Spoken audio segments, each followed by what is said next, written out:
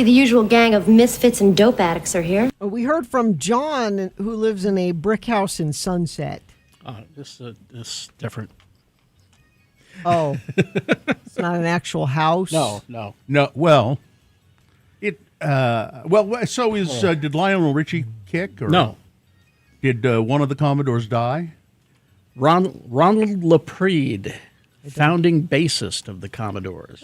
There's good bass in that song. Yeah, died 75, brief illness. Now, this is, so I like to look up the song and see what they say about it here. Lionel Richie stated that the song's title, and by the way, this is not censored from what I'm reading it, I'm going to have to censor it.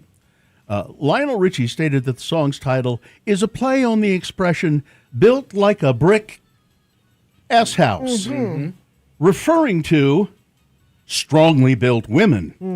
The lyric sung in the chorus is, she's a brick, and there's a pause there, leaving a deliberate gap so that you can fill it in for yourself.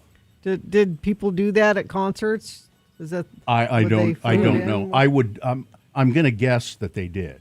The B side of that single was Captain Quick Draw, which I have no idea. Although I'll bet that's kind of dirty too. Not even on the album. Was the B side of the single. 26, 34, 36, 24, 36. That's the measurements. ideal. Yeah, the ideal measurement. And if you had that kind of a measurement as a house, you would not be able to live in it. No. Well, it'd be too skinny in the I middle. think, yeah. I mean, you can. I'm going to get to the other side. He co-founded the group with Lionel Richie in 1968 at Tuskegee Institute. Lepre did. Yeah, he played all kinds of songs, Brick House, Fee Times a Matey, Easy.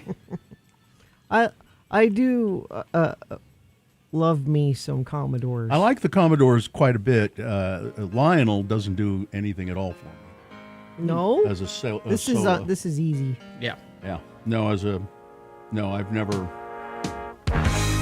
No, it sounds funny, but I just can't stand. Must you ruin these songs for me?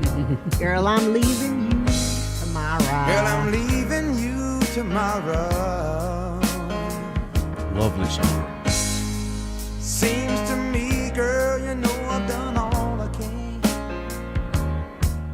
Fee Times a Matey. See a red storm. I get the Fee Times a Matey. That's once, twice. Oh, Twice. Twice, And, 3 times. 3 times. Yeah, it's a lot of ladies. a lady. Fee Times a Matey. And I love you. Not much bass playing happening on this one. He was there for that one as well.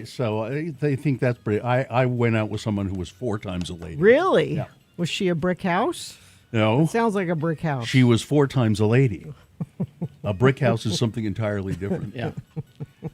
She transitioned 4 times. Yeah. It was the 4th time it was a transition. That was the one that took. Yep. So yeah, and I was trying to think. Is there a Lionel Richie song I like? Oh, surely. I can't. I Surely. can't think of one. Here, let me Bill, come on. dig some up here. I'm just gonna look at a list. Lionel too. is wonderful. Okay. What? Here we go. All night long. Come on. You like all night long. All night. Do you know who does the all night in this? All night. I don't. Richard Marx. Oh, really? All night. It's Richard. I mean, this is Well, okay. my friends, the time has come. Raise the roof and have some fun. Throw away the work to be done. Let the music play on. Let's see. That's okay. Let's try this one.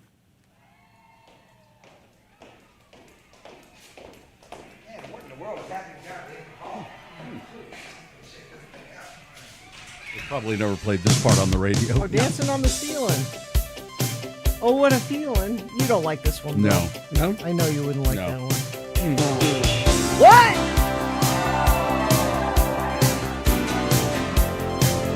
Wow! Let's see.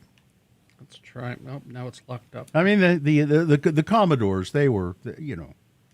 If you're gonna like a Lionel, Yeah. it's a Commodore. Yeah. I think he did the Commodores wrong. What do you mean? He just gave him He the bum. out- He he- gave him the bum's He rush. outgrew. The Commodores He- could he- give him nothing more, they- and he had to move on. That's right. I'm sorry. I've sucked all the life out of the Commodores. Now I have to move on. He brought the life to the No. Commodores. Well, and then he should have stayed a Commodore, because I'm betting they hated him after. Should have stayed a Commodore. That's right. Penny Lover. No. No? See, these all just sort of. You are the sun. You are the. These all just sort of.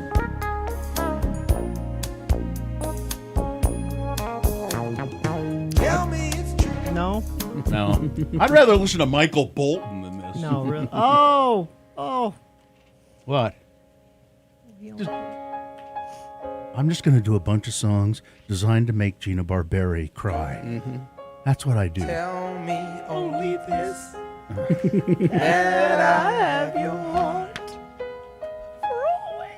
So how old are you? Like 14, sitting in your room, looking at your unicorn collection?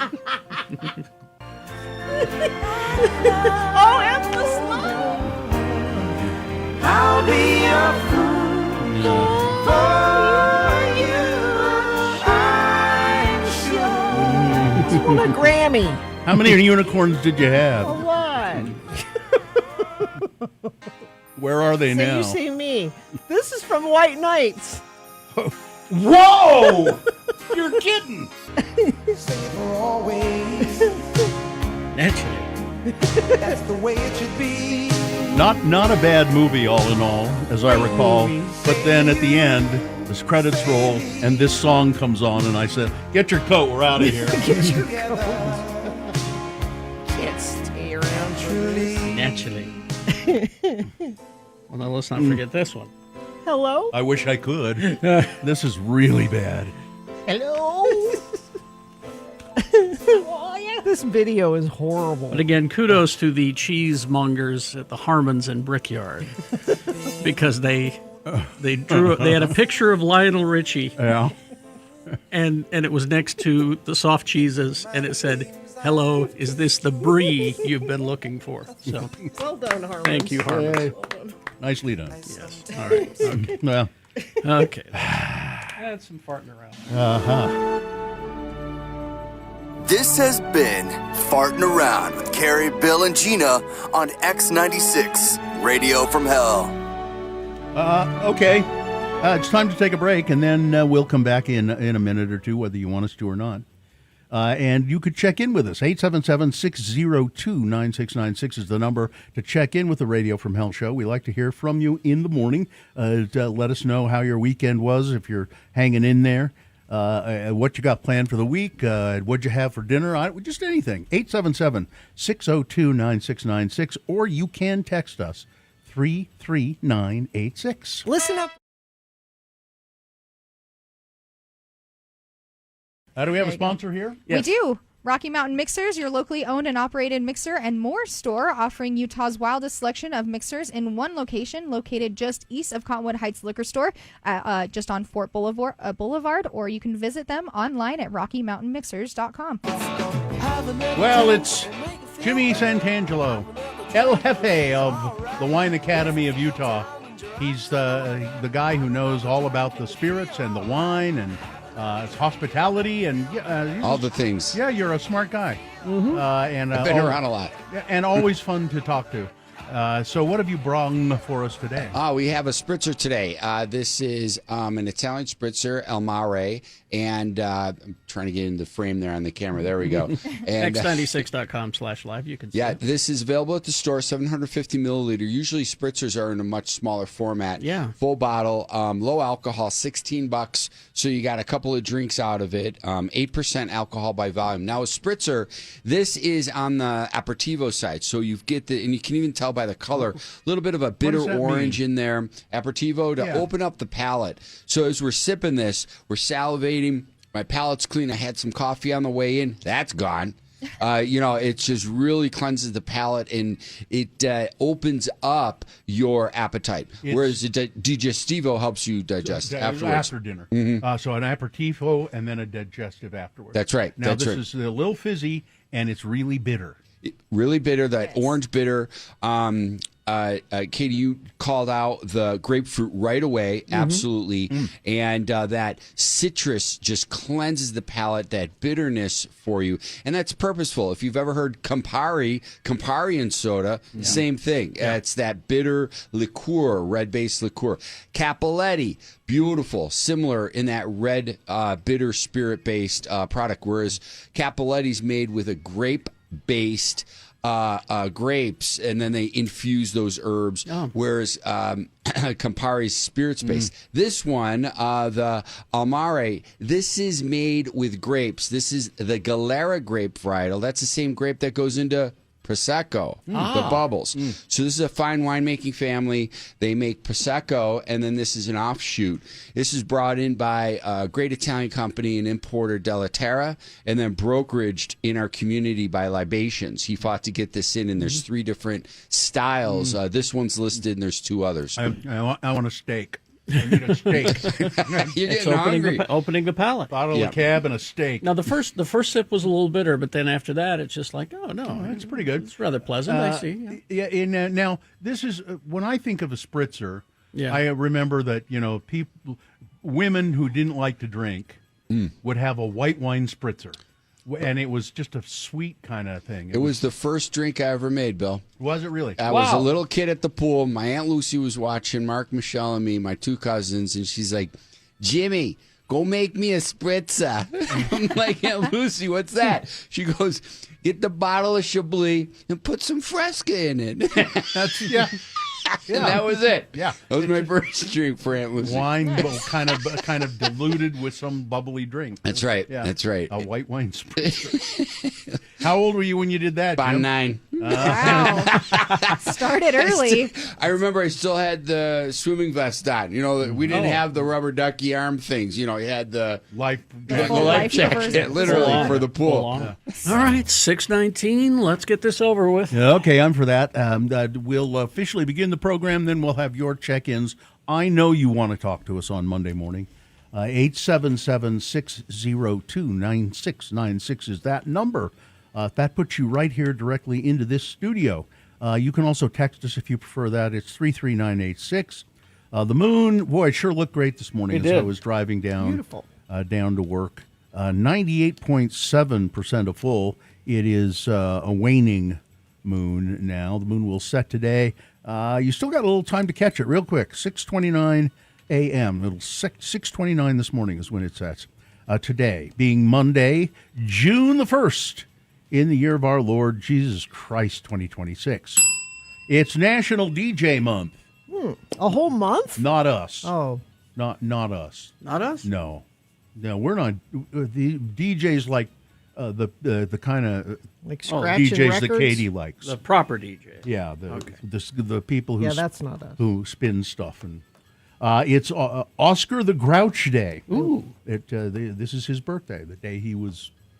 I don't know if it's the day he was sewn together in the workshop, or if it's the day it's probably the first day He they premiered? ever introduced him on the show. But it's his birthday, and if you're saying, well, what show's that, Bill? Then you're stupid. So I'm not going to. It's National Heimlich Maneuver Day. So keep your Heimlich skills sharp and give somebody the maneuver today. Just give somebody the maneuver to keep your skills sharp. Whether they they're need it or not. whether they're Yeah. choking or not. Just do it. It's Flip a Coin Day. Carrie does that every day. We will. Later. I don't know. Let's flip a coin to see if we should. It's Dinosaur Day, Katie. And I don't know why it's today. All but dinosaurs? let's consider dinosaurs today. Black Lives Matter month and Rebuild Your Life month. And this is an all-new edition of the show for people who feel like hell in the morning. It's Radio from Hell, starring the Lords of Morning Radio. It's Kerry Jackson. I'm Bill Allred. Hello! That's Gina Barberi over there, right there. Katie, for short, is our excellent producer in the booth there behind me. Hi, Katie. Dawson is here with his energy Energy drink drink. obsession. And there's the dog, Vax, already snoozing away, getting ready to make his rounds later on this morning. And is Lakai here in the back? Yes. Good morning, Lakai. All right, now you can check Team in has with us. assembled. Yes. You can check in with us now, 877-602-9696. All right, let's begin with Lindy. Lindy, good morning. Yeah, hey guys, how you doing? Good. Lindy, where are you calling from? Salt Lake. Okay. What's up? What do you got for us? Oh, nothing. Just wanted to say hi. I'm not usually in the city, so I usually listen to you in podcasts because I'm a truck driver, but I'm in the city today, so I'm listening live today. Oh, well, thanks for doing it. Lindy, is your real name Lindell? No, it's Lindy. It is. I have a Yeah. friend, an old friend whose name is Lindell, but they always went by Lindy. So what's your route that you're usually podcasting us? The West Coast. I work for Sherwin-Williams, delivering all of the West Coast. So you're just hauling paint around? Exactly. Yeah, all the way from Wyoming west. What's your favorite paint color? Yes. Yes? Yes. I like them all. He likes them all. Okay. I see.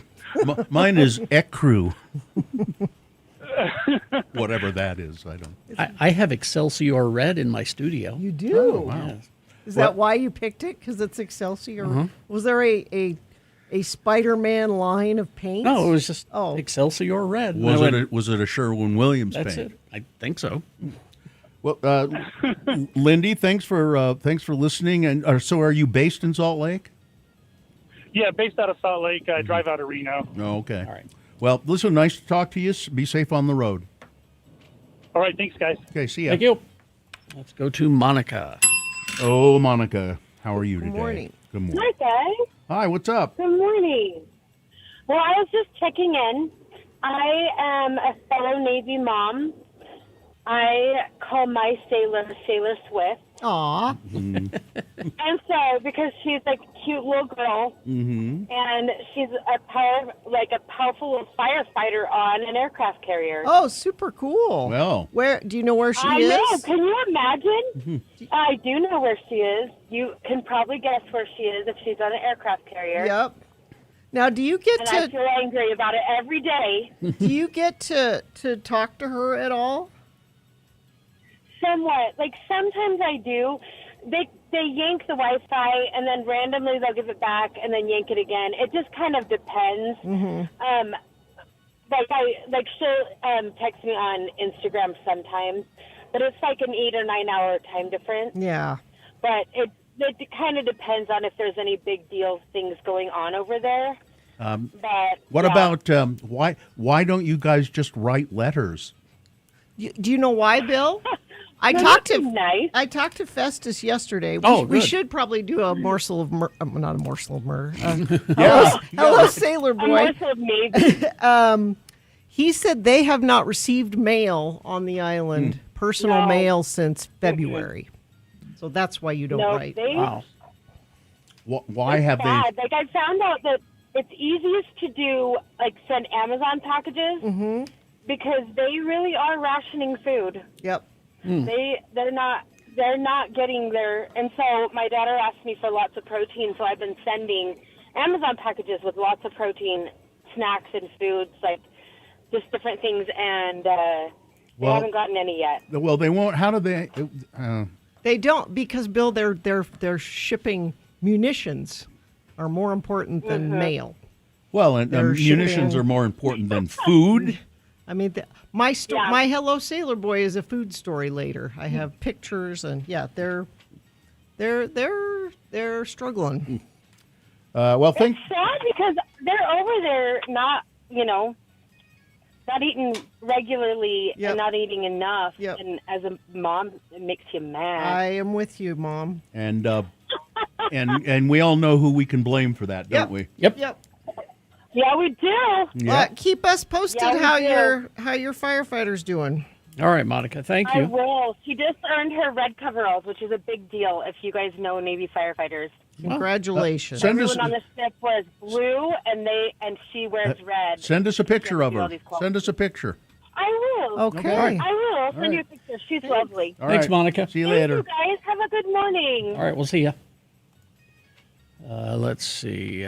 Sketchy Blake of Ogden checking in. Mixer driver Shane in from Orem, delivering concrete to build your brick house. Thank you. Zane in Dallas checking in. She's a brick house with her Mill Creek coffee. Who's doing sports? I believe Amy is coming in. Max Power here. This could be priceless. Priceless like a mother's love or the good kind of priceless. Okay. Richard, who's not a dick, checking in. I was very happy that the Commodores canceled the June 16th show. Well, Everybody did. everybody did, yeah. Trump got so mad that he took his ball and went home. Oh, they're going to have a MAGA rally Yeah, it's going instead. to be a MAGA rally instead. Johnny B checking in, enjoying a listen as I load a few sacks of mortar in my little truck. Calvin from the Dell checking in. Perry City listener checking in. Went to the Huntsman last Friday for my wife's biannual cancer visit to see if she's still cancer-free. Those visits filled me with anxiety that cancer might have come back, but she was declared cancer-free again, so here's to a great summer. Excellent. Unicorn collection. Oh, that brings back memories. Sleepless in Sandy. Average Joe from Layton checking in. Barry Allen checking in. Anyone else remember when Chandler and Phoebe on Friends did their rendition of My Endless Love? That's all I picture when I hear that song. Meshach of Erda, Colorado Tony. I'm not the one to tell the Lord of the morning what to do, but may I humbly suggest that Bill's sign-off line for today be, I'd rather listen to Michael Bolton. Let's see. Maintenance Mike from Draper. Mikkel of Reno. Chef Roy.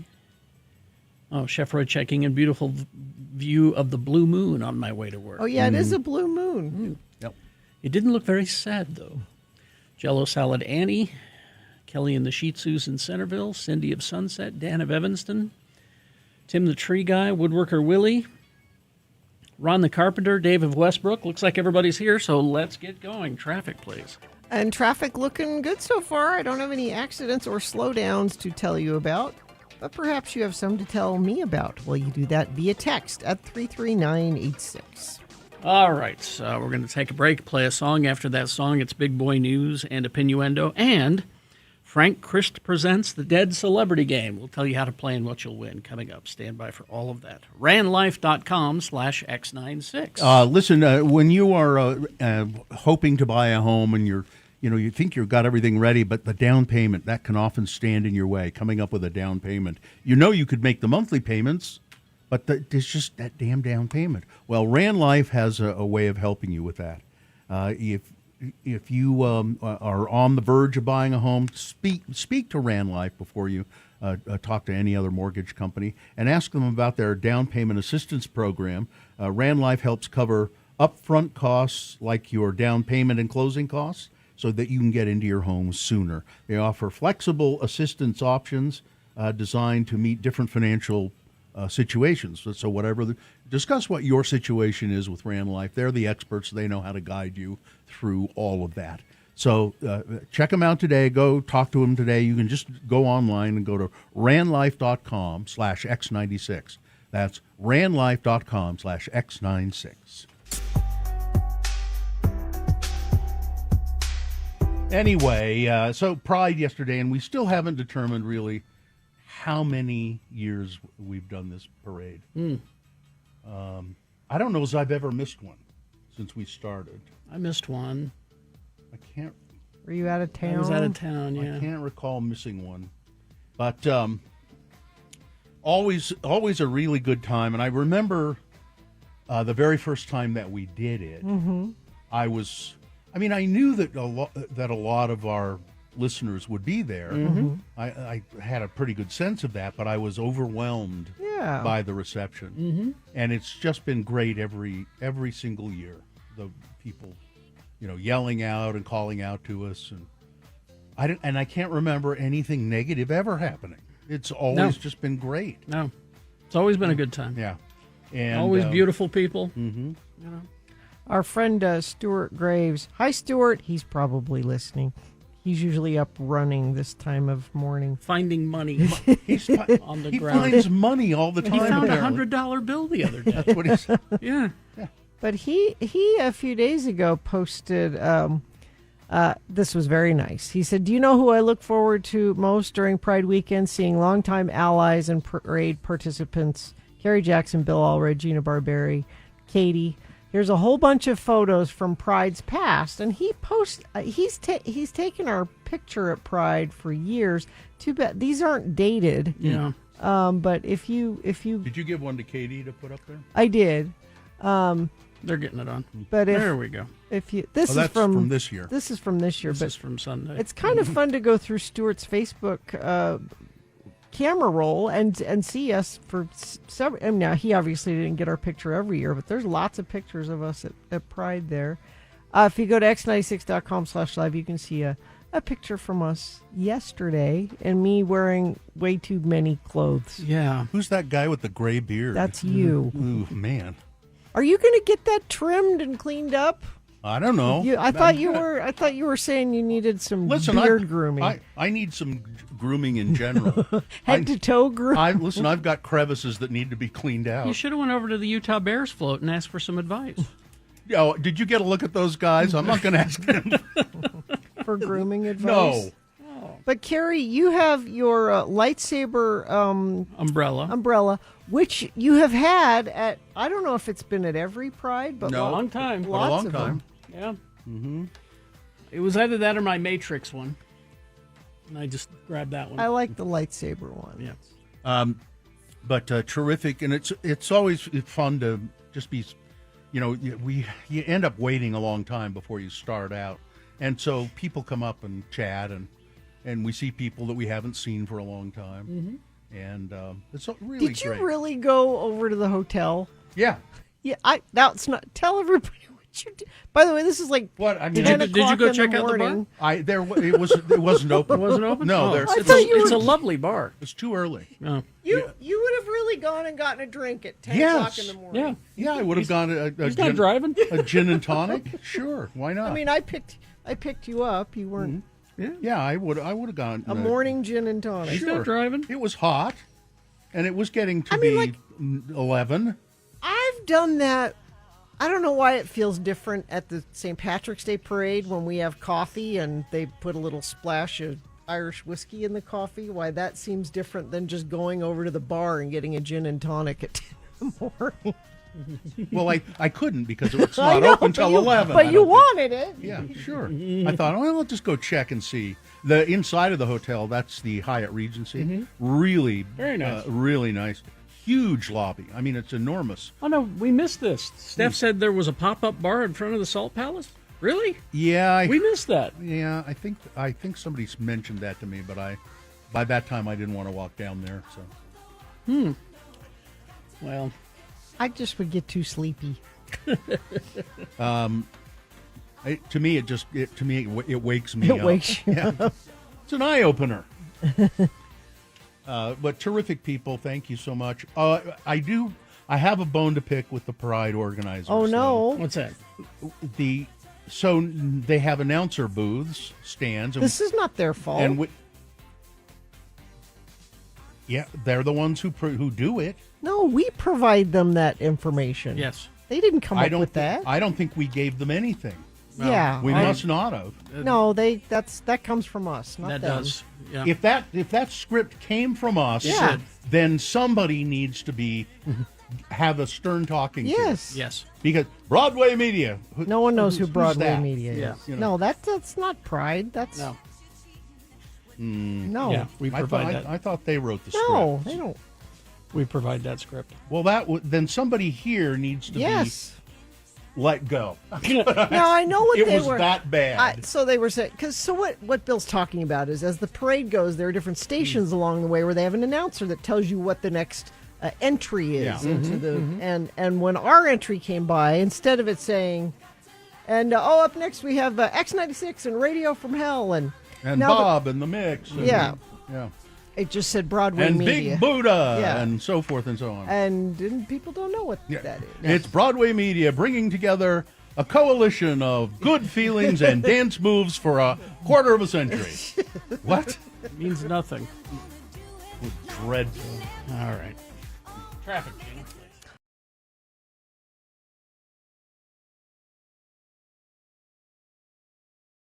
Shake the ground, raise your voice strong. Celebrate all night long. Blowing the parade, dance along. Feel the pride where we belong. It's 6:36 right now. Big Boy News and Opinioendo. And right after that, it's Frank Christ presents They're Fine, They're Just Fine, the Dead Celebrity Game. Going to give you a list of 4 celebrity names. 3 of those celebrities are just fine. One of them is dead. If you pick the dead one correctly, you're going to win. Tickets to Iration Live at the Complex with special guests Tribal Seeds, Art Talkie Sound Systems, Tunnel Vision, and more.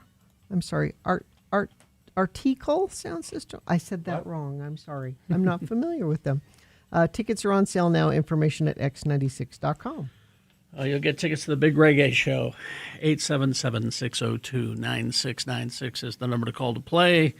Frank Christ presents right after this. Big Boy News and Opinioendo, brought to you by Trilogy Veterinary Medical Center in Sandy has 2 new doctors joining their team. They have an open house on Saturday, June 6th from 2 to 4 with hospital tours, giveaways, and goodies for pets and their humans. Learn more at trilogyvetsandy.com. And never forget, The views expressed on X96's Radio from Hell show do not necessarily reflect the opinions of Broadway Media, its management, owners, or advertisers. This program is intended for mature audiences. Parental discretion is advised. Well, thank God Amelia Clark shut down those Game of Thrones salary rumors. Man, were there? Oh, rumors flying everywhere. did not know. More than a decade after reports surfaced claiming the co-stars of Game of Thrones each earned $300,000 per episode, she said, no, we did not earn nowhere near that, probably. much. In an interview published Friday, Clark said, "Can you imagine if I'd have been driving a couple of Porsches." The 39-year-old who played Daenerys Targaryen, Khaleesi, did not elaborate further on how wildly exaggerated the number was. She also neglected to speak to Variety's 2017 report that the numbers were as high as $500,000 every episode. The series ran for 8 seasons before wrapping in 2019. Rumors surfaced in 2014 that Clark and her co-stars made $300,000, but no. She says no. I'm not going to tell you the exact amount, but it was nowhere near $300,000 an episode. Let's see, West Point, Utah. The identity has been released now of a victim who was found dead on the porch of his home, outside on the porch, shot on the porch. The man was identified as 71-year-old James Witten of West Point, Utah. Officials with the Davis County Sheriff's Office said deputies were called to a home near 2000 West, 200 North in West Point. This was 6:25 Saturday, 6:25 p.m. They said shots were reported in the area. Deputies arrived. They found Mr. Witten dead on the porch. Witten's death is being investigated as a homicide. Officials have asked for help from the public to find a car that was seen driving in the area. The vehicle was identified as a maroon Honda Civic with an orange cover over the license plate. It was seen going north 2000 West before turning right at 300 North. It's not clear if the police believe that Civic was involved in the shooting or if the people inside may have witnessed something. No suspects have been identified. They're not sure why this happened, but it looks to be a targeted killing. Guy out on his porch. A Salt Lake City hypnotherapist has been charged with alleged sexual assaults against his clients, with some accusations dating back to 10 years. William Del Draney, Billy Del Draney, charged with 9 first-degree felonies and 11 second-degree felonies. The charges include forcible sodomy, forcible sexual abuse, according to the Salt Lake County District Attorney Sim Gill. As far back as 2016, multiple victims went to Mr. Draney for therapy-related purposes. The victims claimed that it was during their sessions with Mr. Draney that he would ask them to remove their clothing and then sexually assault them under the guise of treatment. This is how I treat people. This is my treatment. One victim said that Mr. Draney told him that if he were his slave, he would belong and make him feel whole. Yeah. Draney allegedly told another victim that he needed to be owned. Jeez. Multiple victims told detectives that Draney had touched them where he shouldn't, and had them perform sexual acts. During questioning, Draney admitted to the detectives that he had a couple of sexual relationships with his clients. The state has requested that Draney be held without bail. For months, parents have fought to keep a handful of Salt Lake County child care programs open. On Friday, that fight ended without a win. And a question that many families still can't answer: what happens today? Not only are they stressing about finding child care, parents have to worry about their jobs and what they're going to do, said one former employee at the Northwest Community Center in Salt Lake. And you wonder why people don't want to have kids? Frustrations played out for months inside county council meetings as parents hope to save the program, not only at Northwest but at community centers in Kearns, Magna, and Mill Creek. County leaders said that they have said that keeping the Northwest program open would cost $2 million, which the county, they say doesn't have. To subsidize 271 kids doesn't seem equitable, said one council member during a previous council meeting.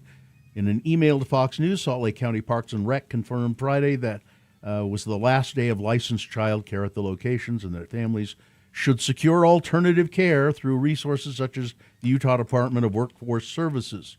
Well, that's a good idea. Yeah, so what you could do, so if you don't have child care for the kids, you could put them to work. Get them jobs. That's what you need to do. Get them jobs. The children yearn for the mines. Yeah. The Ebola in the Congo, just raging. Yep. 1,100 people suspected of having contracted Ebola in the Democratic Republic of Congo and neighboring Uganda. That's the head of the African Nations Health Agency reporting on Sunday in a commentary for the Financial Times. Africa Centers for Disease Control and Prevention Director General Jean Kaseya said that there were 263 confirmed cases in both countries as of Saturday, with 43 confirmed deaths. There's more of those. More than 1,100 suspected cases were still being investigated. Oh, okay. He wrote in the editorial. On Thursday, Africa CDC said that there had been 246 suspected deaths from the virus.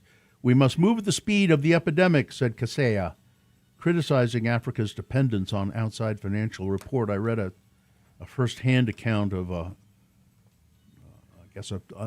Ebola treatment center or hospital in the Congo, and the description was just horrific. Of people, there was a bed. They described a young child lying on a bed with a tissue in his nostrils to staunch the flow of blood, and then somebody on the bed next to him who'd been dead for 3 or 4 days, and they just hadn't been able to remove the body. And will Ebola come to the United States? Eventually. It's it's certainly a possibility. With it breaking out like that, it's eventually going to get here. A wide-awake Donald Trump blamed unpatriotic Republicans and Democrats for interfering in his never-ending war on Iran. In an early morning social media rant, Trump launched the war 13 weeks ago, and little progress seems to have been made in talks to end it. After a ceasefire came into effect in early April, the negotiations center around, of course, the control of the Strait of Hormuz, the key shipping passage from the Gulf, blocked by Iran at the start of the conflict, sending global oil prices soaring. Trump also remains obsessed with the obliteration of Iran's nuclear capabilities. The president, who turns 80 on June 14th, let me go back. Donald Trump, who turns 80 on June 14th, was still posting at 1 o'clock in the morning on Monday, seemingly furious that chirping political critics in the United States were impacting his wartime negotiations. Iran really wants to make a deal, and it'll be a good one for the USA and those that are with us, Trump claimed. But the Democrats and various seemingly unpatriotic Republicans understand that it's much tougher for me to properly do my job and negotiate when political hacks keep negatively chirping at levels never seen before over and over again. I should move faster or move slower, go to war, I'd war, or whatever. It's you chirping at it. The Iranians have said, we're negotiating behind the scenes, and then your president will post something on social media that is not what we've been talking about. Exactly. And they have been told, and they've said this, Don't pay any attention to what the president says on social media. He's doing that for propaganda. They've been told that. Yeah. It's him, not other people. Donald Trump called Saturday for the cancellation of upcoming concerts celebrating America's 250th anniversary because, there's nobody that wants to play it. So let's cancel it. Vanilla Ice still wants to play. Well, we're going to have to cancel it.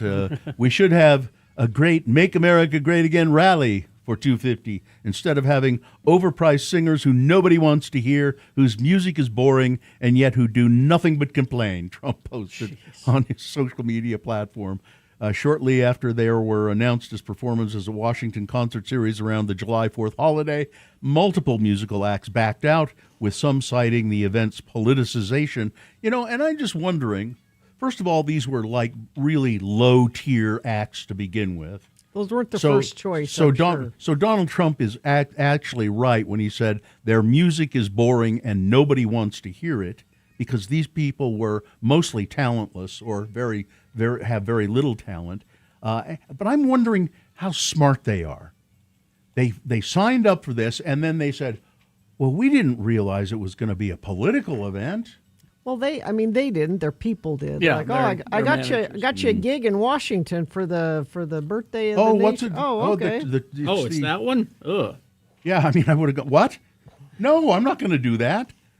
The concerts were scheduled to kick off June 25th as part of a major event on the National Mall. Now it's going to be, Trump's going to get up there to open, and he'll talk for a couple of hours, I'm sure, and then it's just going to be a rally, I think. And then he'll do a stupid two-fisted YMCA dance. I'm sure.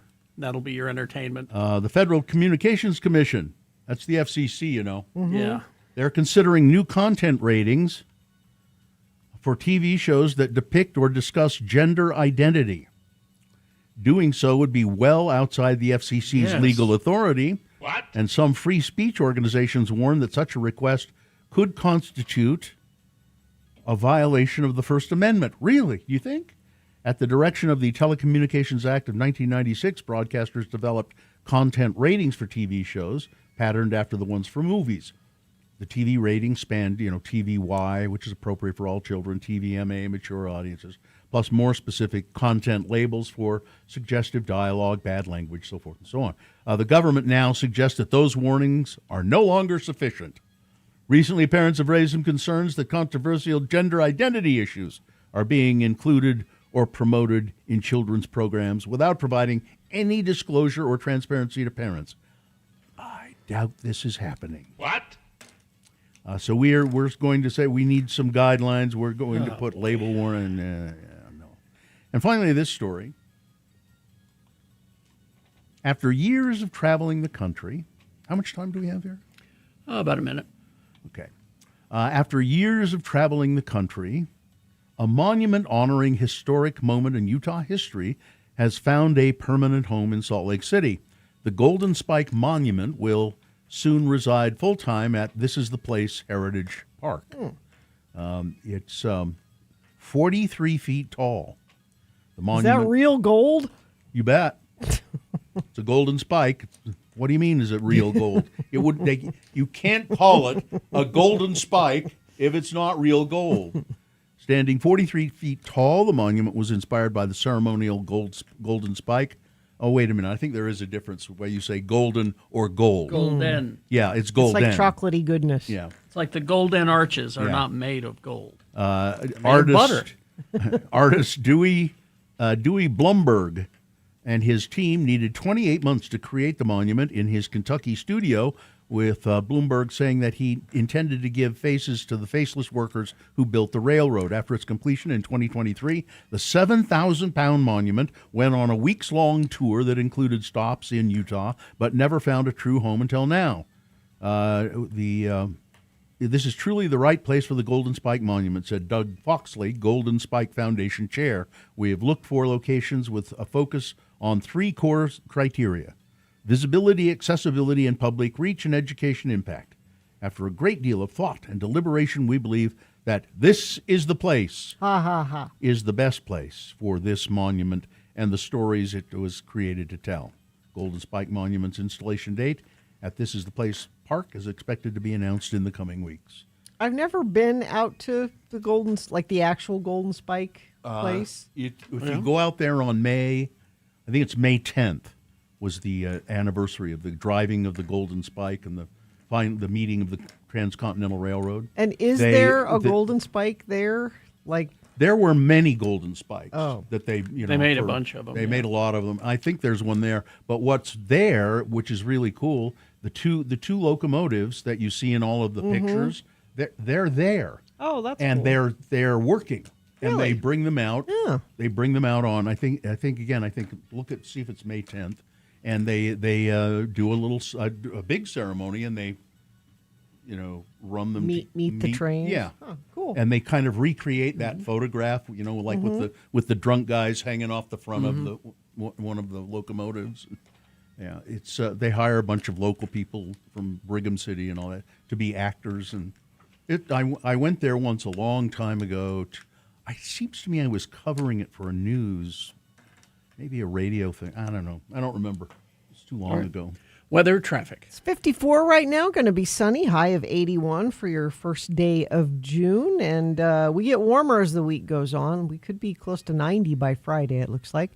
Traffic, we heard from Right Wing Wade, says I-15 both directions moving along well. Accident eastbound Pioneer Crossing at Riverside Drive in Saratoga Springs. Somebody else says slow traffic southbound I-15 just after the 215 interchange in Woods Cross. They sent those in via text at 33986. What? Huh? What? We're waiting for... Oh, there he is. Where have you... Oh, sorry, You're late. I'm a little late. What's going on? I was checking on some celebrities. Oh, this morning? Are there some that are ill this Well, morning? Pat Boone's 92. Oh. I had to go check on him real quick. Sorry, I'm here though. I hope you didn't step on his... Never mind. Frank Christ has joined us. He's the Reaper of Celebrity Souls, and he's joining us in the studio here. He's a Grim Reaper, as you would expect a Grim Reaper to be. He has the scythe, and he wears the robe, and he's a damn skeleton. If you listen carefully, sometimes you can hear his bones kind of rattle here in the studio, and there's nothing you can do about that. Oh no, the clicking bones. I suppose I could tape them. I guess. Frank is, he joins us to play a game we call Frank Chris Presents. They're fine. They're just fine. It's a dead celebrity game, which is pretty macabre. Frank brings me a list of actors, 4 actors. 3 of the actors on that list are... Oh, they're just fine. But one of them... One of them Frank had to take, and it really hurts you to have to... Yes. To whenever a celebrity dies, it just hurts you. I know it does. I love our precious celebrities. I know you do. Everything they say and do is right. That's what you say. That's all. Except for Kevin Sorbo. So do we have a contestant to play the game this morning? Aaron is here. Aaron, good morning. How are you? I'm fine. I'm just fine. Aaron, that's great to hear. Aaron, for your participation in this really nasty little grim game we play, you could win a big prize. And what is that, Gina? Tickets to iRation Live coming to the complex on the 18th of June. You can get tickets and more information at x96.com. Are you ready to play? I am. All right, Aaron. Because it's Rebuild Your Life Month, Frank gave me a list of actors in movies about people who rebuild their lives after losing everything. Here we go. You name the dead one, and that'll make you a winner. Number 1 is James Karen, a character actor known for Broadway film and TV. He appeared in Poltergeist, The China Syndrome, Wall Street, The Return of the Living Dead, and Invaders from Mars. He was also known for his recurring TV role as Tom Bradford's boss, Elliot Randolph, in 8 is Enough. His Rebuild Your Life movie, The Pursuit of Happiness. After losing everything, a struggling salesman and his young son find face homelessness while he pursues an unpaid internship as a stockbroker. Number 1 is James Karen. Number 2, Joan Allen began her career with the Steppenwolf Theater Company. She won a Tony Award for Burn This. She was also a 3-time Academy Award nominee for Nixon and The Crucible, and a Best Actress nom for The Contender. Her Rebuild Your Life movie is called Room. After being held captive in a small shed for 7 years, a young mother and her son escape and try to rebuild their lives. That's number 2, Joan Allen. Number 3 is Melissa Leo. Her career began on the soap opera All My Children. Also a regular cast member on Homicide: Life on the Streets, Melissa Leo won several awards for her performances, particularly for the film The Fighter, including the Academy Award for Best Supporting Actress. Her Rebuild Your Life movie is Flight. An airline pilot miraculously saves a failing commercial aircraft from crashing and turning him into an overnight national hero, but then they discover, he's a horrible alcoholic, and he ends up in prison where he has to try and rebuild his life. Number 3, Melissa Leo. And number 4, Judd Hirsch. Starred in 3 successful TV shows, Dear John, Numbers, and the best of them, Taxi. He also had a great success in films like Without a Trace, Teachers, Independence Day, and its sequel. His Rebuild Your Life movie, A Beautiful Mind, a mathematician, sees his career and personal life derailed by severe paranoid schizophrenia, but he manages his condition and returns to research and earning a Nobel Prize. Number 4, Judd Hirsch. One of those actors is dead. Who is it, Aaron? It's a tough decision. I'm going to have to guess. 8 is enough. It's been a long time ago. I'm going to go with James Karen. That's a good guess. Yeah, he was a character actor, one of those guys who you go, oh, that guy. Yeah, that guy. He died in 2018. He was 94. I heard him interviewed on a podcast once, and he was really charming and really funny about talking about his career. Congratulations, Aaron. You have won. Thank you. You are welcome. Hang on the line, and Katie will tell you how you can get your tickets. Well, I have to go check on Morgan Freeman. Is 89 today. Oh, my. Oh, he's going to join Andy Dufresne in that sewer. Does your boss sound like Morgan Freeman? I've always been curious, Frank. He doesn't have an audible voice. Oh. No, but his thoughts are transmitted. Oh, Brian Cox is 80. You know how I boop celebrities with my finger? Yeah. Ba-da-ba-ba-boop. That's what's going to happen. Goodbye, everybody. Goodbye. Goodbye, Frank. But crash eastbound, let's see, 7th North, exit 334 in Clearfield, this is saying. SR 193, that's the crossroad there. That is all that UDOT's reporting. Friend of the program says slow traffic southbound I-15 just after the 215 interchange of Woods Cross. Thank you for sending that in. Whatever you're seeing, we appreciate it when you let us know. Just make sure it's safe for you to text 33986. The Ron McBride Foundation presents The Head and the Heart Saturday, August 22nd at Utah State Fair Park. Get your tickets and all the information at x96.com. You can text the word ARROW, ARROW, ARROW to 33986 now to win tickets. All right, so we're going to take a break. Right after this, Amy Donaldson has sports. So stick around for that. It's also Boner of the Day coming up. KXRK Provo. This.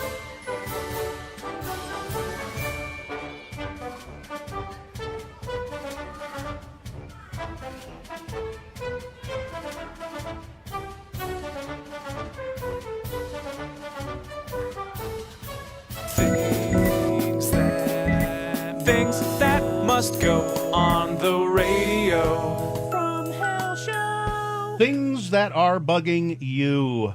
You can't stand it anymore. You've got to get it off your chest. The best way to do that is send the things that must go to us. Radio from Hell at x96.com. Put must go in the subject line, and if we read yours on the air, maybe you'll feel better about it. Maybe sometimes, and we get reports that things magically go away. I have one right here. Oh, you do? Mm-hmm. Why don't you start? Oh, well, that's from Kelly of Eagle Mountain. A few weeks ago, I sent bad people getting away with things must go. Well, it worked. All the guilty verdicts for Donald Trump. Oh, well, yeah. Wow. Thank you. 34. We'll take credit for that. Sure. I have one of mine quickly, and you guys won't care or understand about this. It's tyranny of soccer. Yes. So a few years ago, they changed the rules about how they divide up teams. Used to be if you're in ninth grade, you play with ninth graders, and we're all in ninth grade, and we all play together. They have since changed it to birth year. Really? Muhammad's birthday is the end of December. Oh. And so he's in a birth year 07. All of his friends are on 08s. And he cannot play on a team with, it's time to quit soccer then. It is a stupid rule. Gina, rules are rules. It's stupid. Rules are rules. And the soccer parents know what I'm talking about. Let's see. Peterbilt Brian checking in. A few of my things that must go. People who say, nice, instead of nice. Nice. Nice. For some reason, that's really annoying. Also, as a big rig driver and motorcycle rider, I have a lot of driving must-goes. I know you guys don't read those, but 2 quick things. Big rigs and motorcycles need plenty of room. Don't crowd us, and use your blinker and watch for my blinker. This is from Johnny B. Cutting into what I think are large cloves of garlic, only to find it's just a bunch of little slivers Yeah. of garlic cloves. Hate that. Makes it really difficult. And finally, this. When I tell the McDonald's drive cashier I am just going to have a medium caramel frappe, and they still reply with, anything else? I said just. That's all I want. That's all I want is the coffee. I'll go next. I've got a couple of my own. First of all, in the men's room, the urinal does not flush very well. No. And so often when you walk into the men's room, it reeks of urine. Yep. That must go. Also, what must go is looking at your damn phone when you're stopped at a red light, and then you don't look up, and then finally I have to give you a little polite honk so that you'll go. And then finally this one, when you look at your shirt in the mirror, shirt you're going to wear that day, and you say, oh, it's got some little water spots on it. Oh, well, they'll dry out. And then later on, you look at it again, you realize they're not water spots. It's grease. Who wants to go to a real... Let's see, this one says, this must go has been giving me a heartache for a while, so please make it go away. Utah foster care rules. I've been trying to register to become a foster mom. I would love to bring a child into my home where I can provide a safe, happy space for them to enjoy their life. I own my home. I have a big garden. I have chickens, a fun backyard with a playhouse and a trampoline. My 8-year-old son has been begging for a brother or sister to go camping, hiking, fishing, etc. I make enough money to provide for a foster child without state assistance. I have extra bedrooms to ensure the child has their own space. The issue is I don't have a piece of paper stating that I am married. My partner, my boyfriend, my soulmate of 10 years, our son's father, we're basically married. He's not going to go anywhere. He lives in the house as he should, and we're a family. The foster care allows single people. Highland texted us and said, sports, I need to know what's happening in Highland. Is this sponsored then? No. Okay. Amy Donaldson Sports. Break. Oh, well, here she is. She's Amy Donaldson Sports Break. Yes. And she's here to break sports for us. Amy is a sports reporter and a podcaster.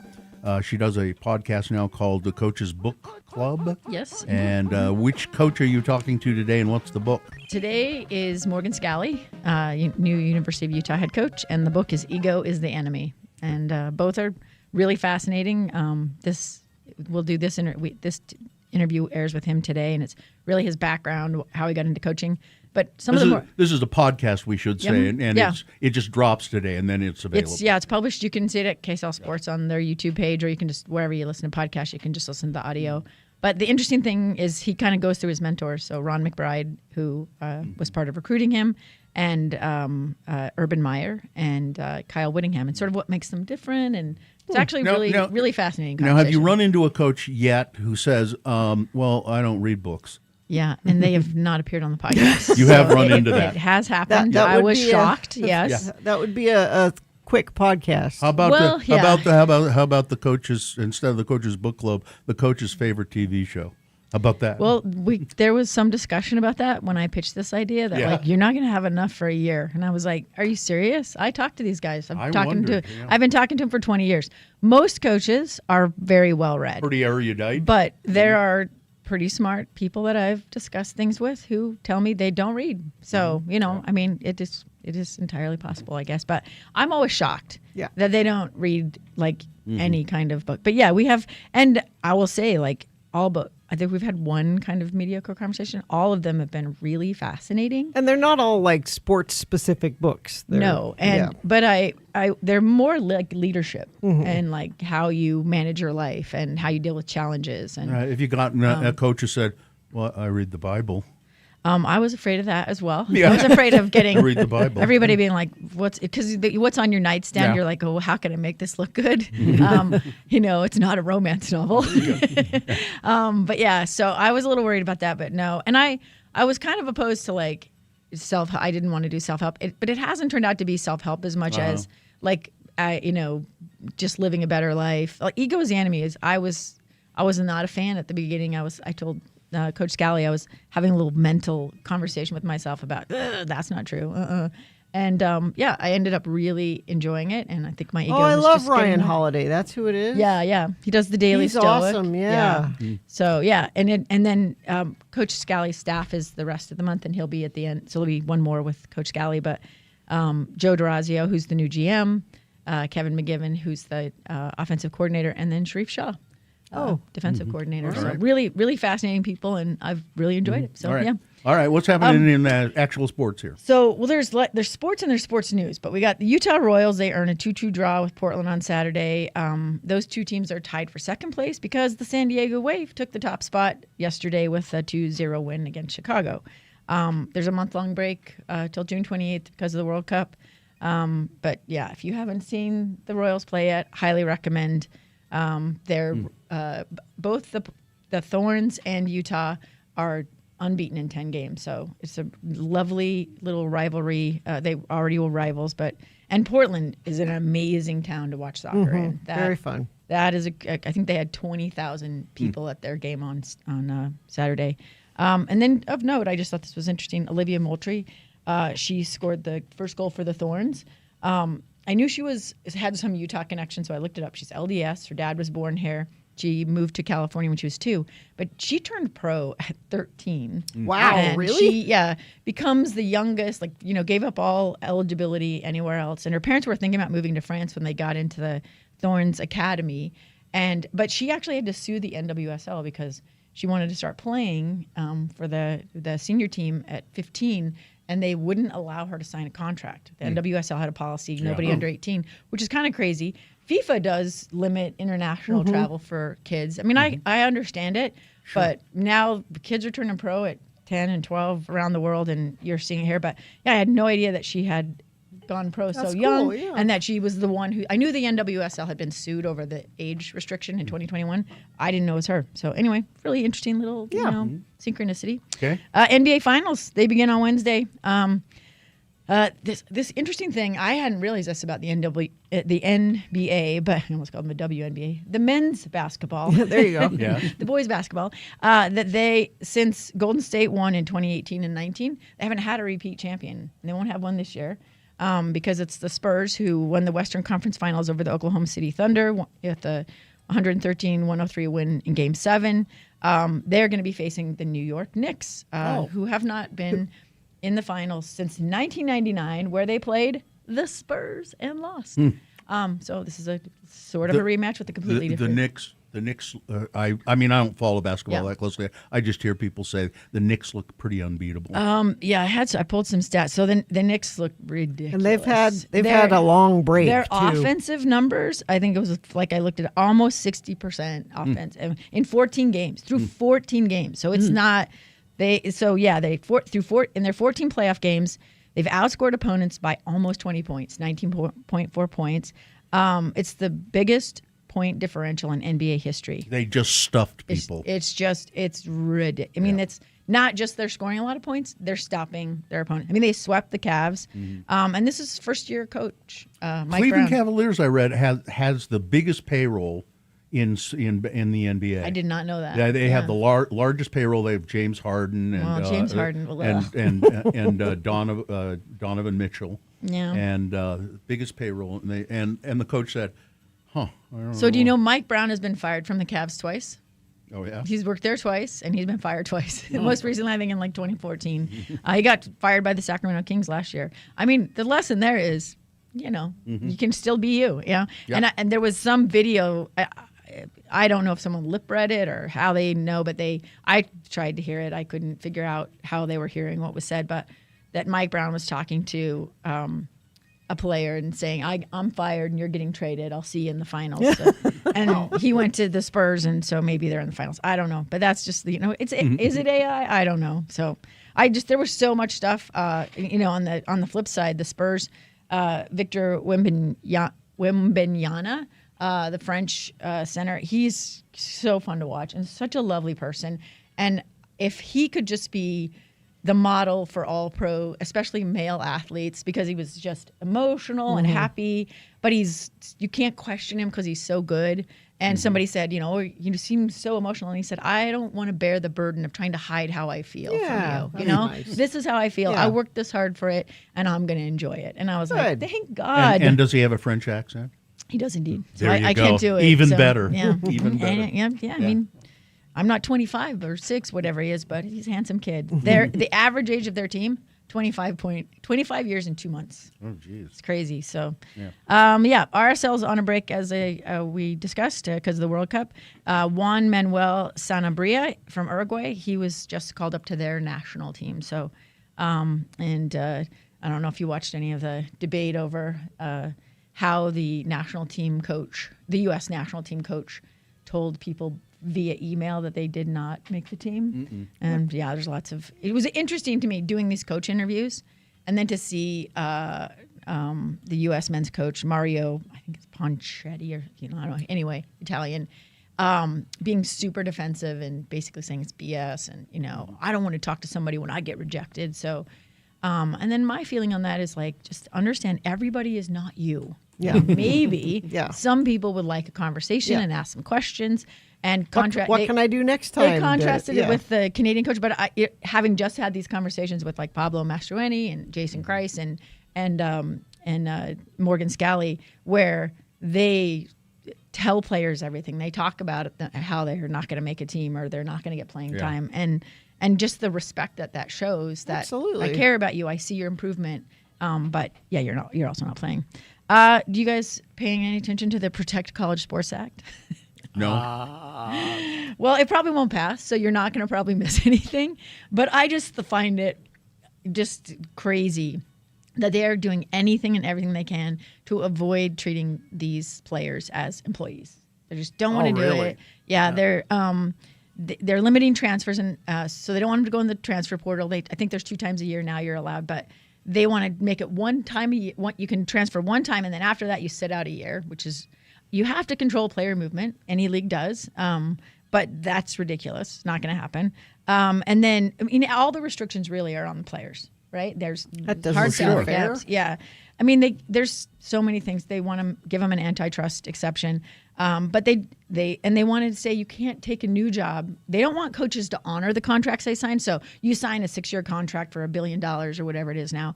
And everybody knows somebody can come and poach you after a year and a half or whatever. And like Lane Kiffin leaving before the season was even over, they want that to not happen again. But it doesn't mean that people are not going to mess with you and offer you jobs and still get. Why not honor the contract? Why not say you signed a contract? If there's a contract, you should honor it. Yeah. But no, that's not part of the bill. And yet also sponsored by Ted Cruz. So it's bipartisan, though. He found a Democrat to work with. So that's, and the one good thing about it is universities would have to pay athletic related medical expenses for 5 years. Absolutely, they should do that. But I wondered, because my insurance seems to think my teeth and my eyes and my mental health are separate from my actual health. Yeah. I just wondered if those things would be like if you had, because a lot of, the hockey player that just Lemieux just committed suicide. They are studying his brain, and one of the things for CTE. And you have a couple of other players who just died from really young football players. Are they going to cover mental health issues? That's not in the bill. It doesn't specify. And so my fear is that, like my insurance, they will think your mental health is not really part of your health coverage. Mental health is health care. Yeah. So are teeth and eyes, but We should point out quickly that jury has returned a guilty verdict against the man accused of killing longtime Salt Lake Bees announcer Steve Klauke. Yes. Auto pedestrian accident. Douglas Richard Milne found guilty of negligent homicide. He ran over Klauke, who had just retired from being the Bees announcer, ran over him in a crosswalk. Yeah, I think just a few months out of retirement when that happened. Yeah, very, very short. And then you can go online and see Jackson Dart trying to defend himself for introducing Trump at a rally. And I thought James Winston, if you want to watch one video on it, James Winston is the older quarterback. He's sort of the mentor, but he said these are the things that we need. These are the conversations we need to be having. Yeah. And he needs to understand that he speaks for more than himself when you're in this kind of position. That was really great. And also BYU's rocking it, and watch the track and field finals for the NCAA championships June 10th through the 13th. Thank you very much. Amy Donaldson, AD on Sports. Thank you. Thank you. Traffic, Gina. Crash southbound I-15 at Pages Lane in Bountiful. 3 lanes are blocked there. That's milepost 319. Southbound I-15, 53rd South in Murray, the exit ramp center lane is blocked. And looks like that is about it. Yeah, a couple people texting in about that issue, southbound I-15 in Bountiful. Thank you, Infiniteam. Let us know when that gets moving better, and I will pass it along. Fork Fest is back Friday and Saturday, June 12th and 13th, Utah's biggest local music festival. Featuring Neon Trees, Joshua James Fictionist, 3 stages, 31 bands. Tickets are only $35. Kids 11 and under are free. Tickets at forkfest.org. All right, we've got boners coming up. Here are the candidates you'll be voting for. Boner candidate number 1. You know, this could be a great new ad campaign for Stanley brand cups. Boner candidate number 2. Hey, that's what 60 Minutes needs. Less brain, more brawn. And boner candidate number 3. Trump will undoubtedly appoint this guy to a cabinet position. Boner of the day, big boy news, all coming up after this short break and a song. Stand by. Vaxildan, our radio pup, finally has a sponsor. It's Zero Res, and this time of year brings a lot of dirt and things through your house, damaging your carpets. Vax says book your carpet cleaning appointment today. Not only do you get the 4th room free, but your animals will thank you with extra love. Go to zerores.com today. So Nick is filling in. Nick's your buddy, Nick's your pal, filling in for Gina Barberi, who's gone to... Florida. No. Georgia. Oh. Savannah. Same thing. Yeah. Savannah, Georgia, which is a lovely place. It really is. But Nick, are you still in school? I am. Why? Well, isn't that a fun question? I recently changed to marketing over at the University of Utah. Marketing from what? Computer science. Originally, really, so 2 very interesting fields. Yes, and why did you change? The computer science I enjoyed. Mm-hmm. I do like watching numbers change on a computer screen, but I like this job a lot, and I figured a marketing degree would probably do better than computer science. For this job? Yeah. So you're putting your money on a dying industry. Yes, 100%. Well, way to go. Yeah. I think we need you to revive it. Don't do that. Now, so you were a bachelor for a long time, but you finally got married. How long ago? 2 years ago, this upcoming August. And how's that treating you? Fantastic. I mean, Yeah. It's just happy, boring life with Really? that. Yeah. Yeah. I don't know what else to say about it. Well, is what's your wife's name? Anna. Anna is Anna a good cook? Do you guys cook? No, she does not cook at all. Do you cook? Where I'm the one that cooks. You're the between the two. Do you cook very often? All the time. Oh, I yeah? love cooking. You guys don't like have hamburgers all the time? No.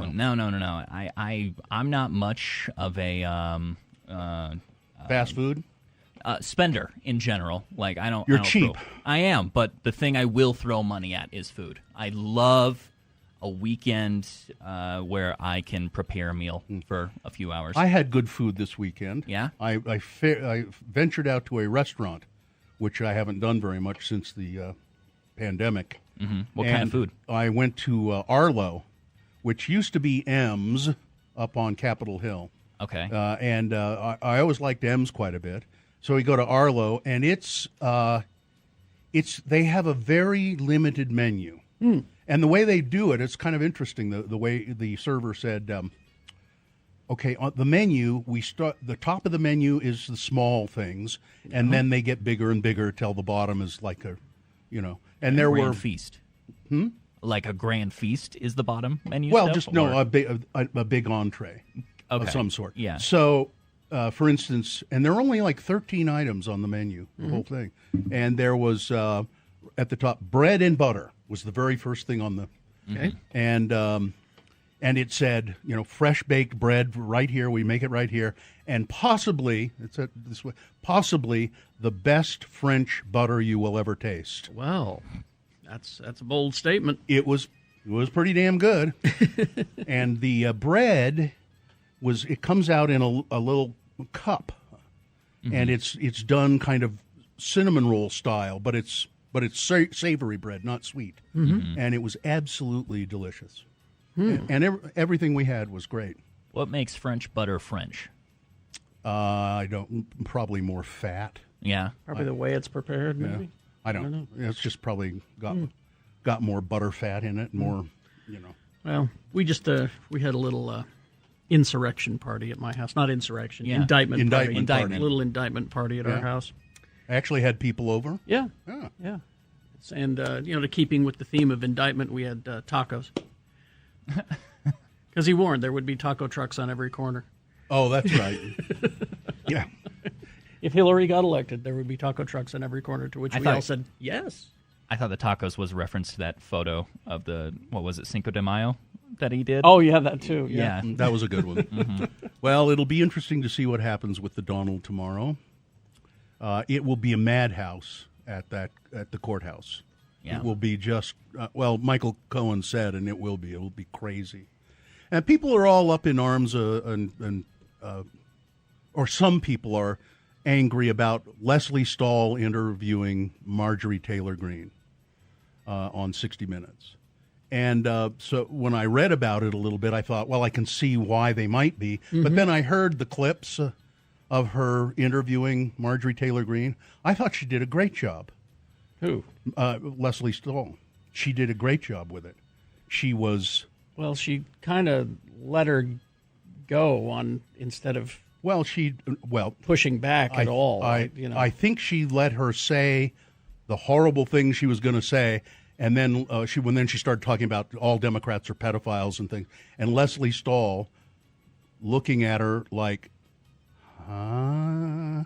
And then when Marjorie Taylor Greene got to the end of her statement, Leslie Stahl just went, wow. I thought that was pretty good. I thought she could have pushed back. But Yeah. French butter culturing is a process most commonly used in France, which means that the cream from the milk is left to ferment before it is churned. Ooh. By introducing bacteria to the cream, the sugars are converted to lactic acid, giving it a sourer and butterier taste. This culturing is what makes French butter so irresistible. I wonder if they culture their own butter at Arlo. Maybe. So you're telling me I could get messed up on French butter? No. No? No. My seminary teacher would say otherwise. Well, of course he would. What? Are you still in contact with your seminary teacher? No, it's been a minute. Well, maybe you should be. Not since I pled my way to graduating, quote-unquote, seminary back in the day. 24 right now. Time for Big Boy News and Opinioendo. Well, let's do Boner of the Day. We'll sandwich the news around Boner of the Day. How about news that? sandwich. A news sandwich. Boner of the Day, 3 news stories. These are examples of bad, stupid, or funny human behavior.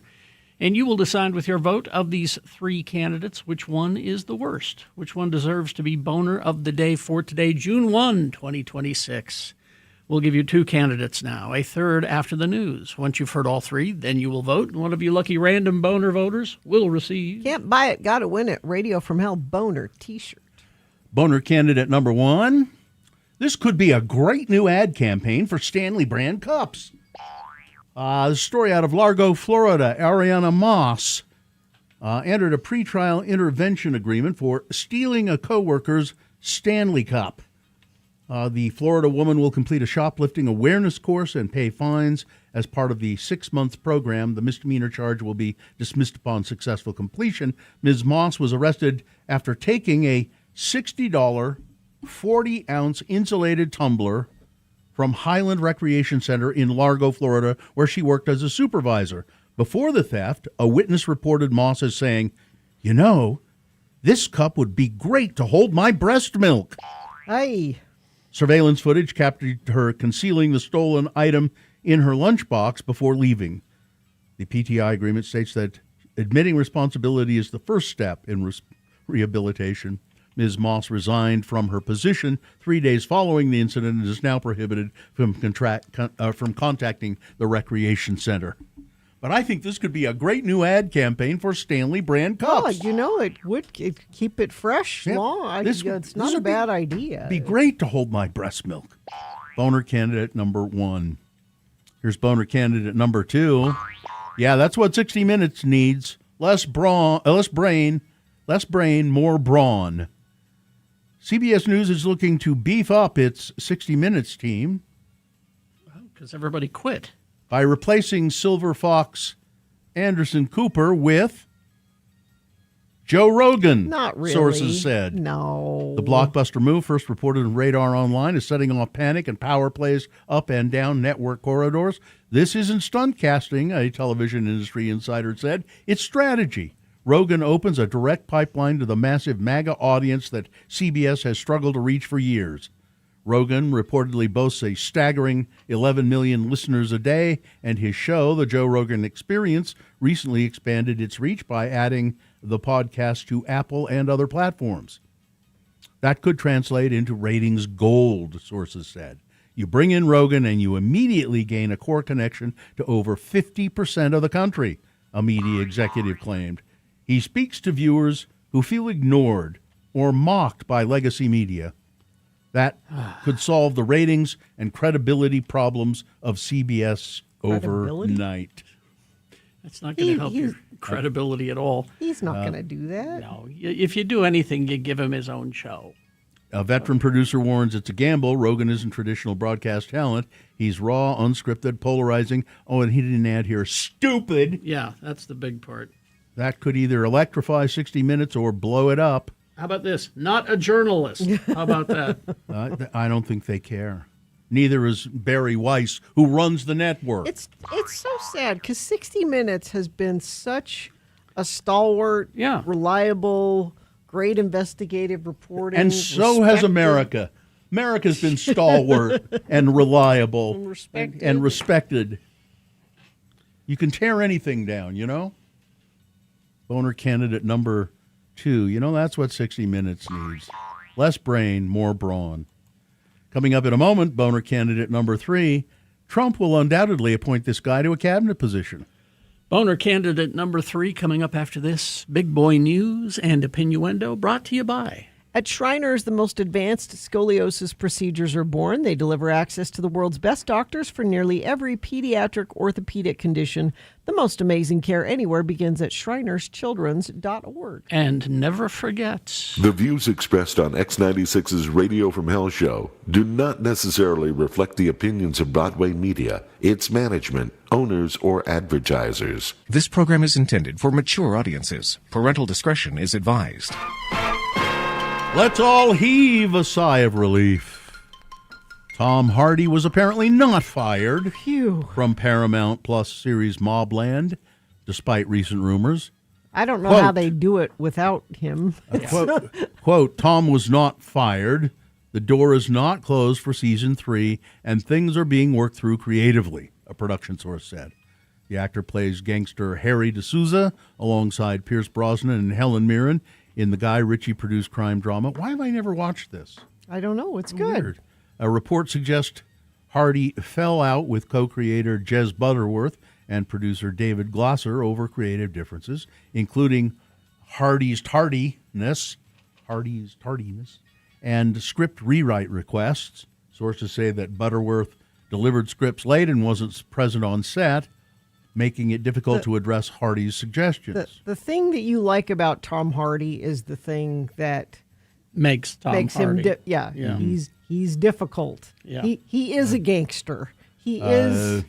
Yeah. But keeping people waiting, that's just rude. Often his ideas are very sound, one source said.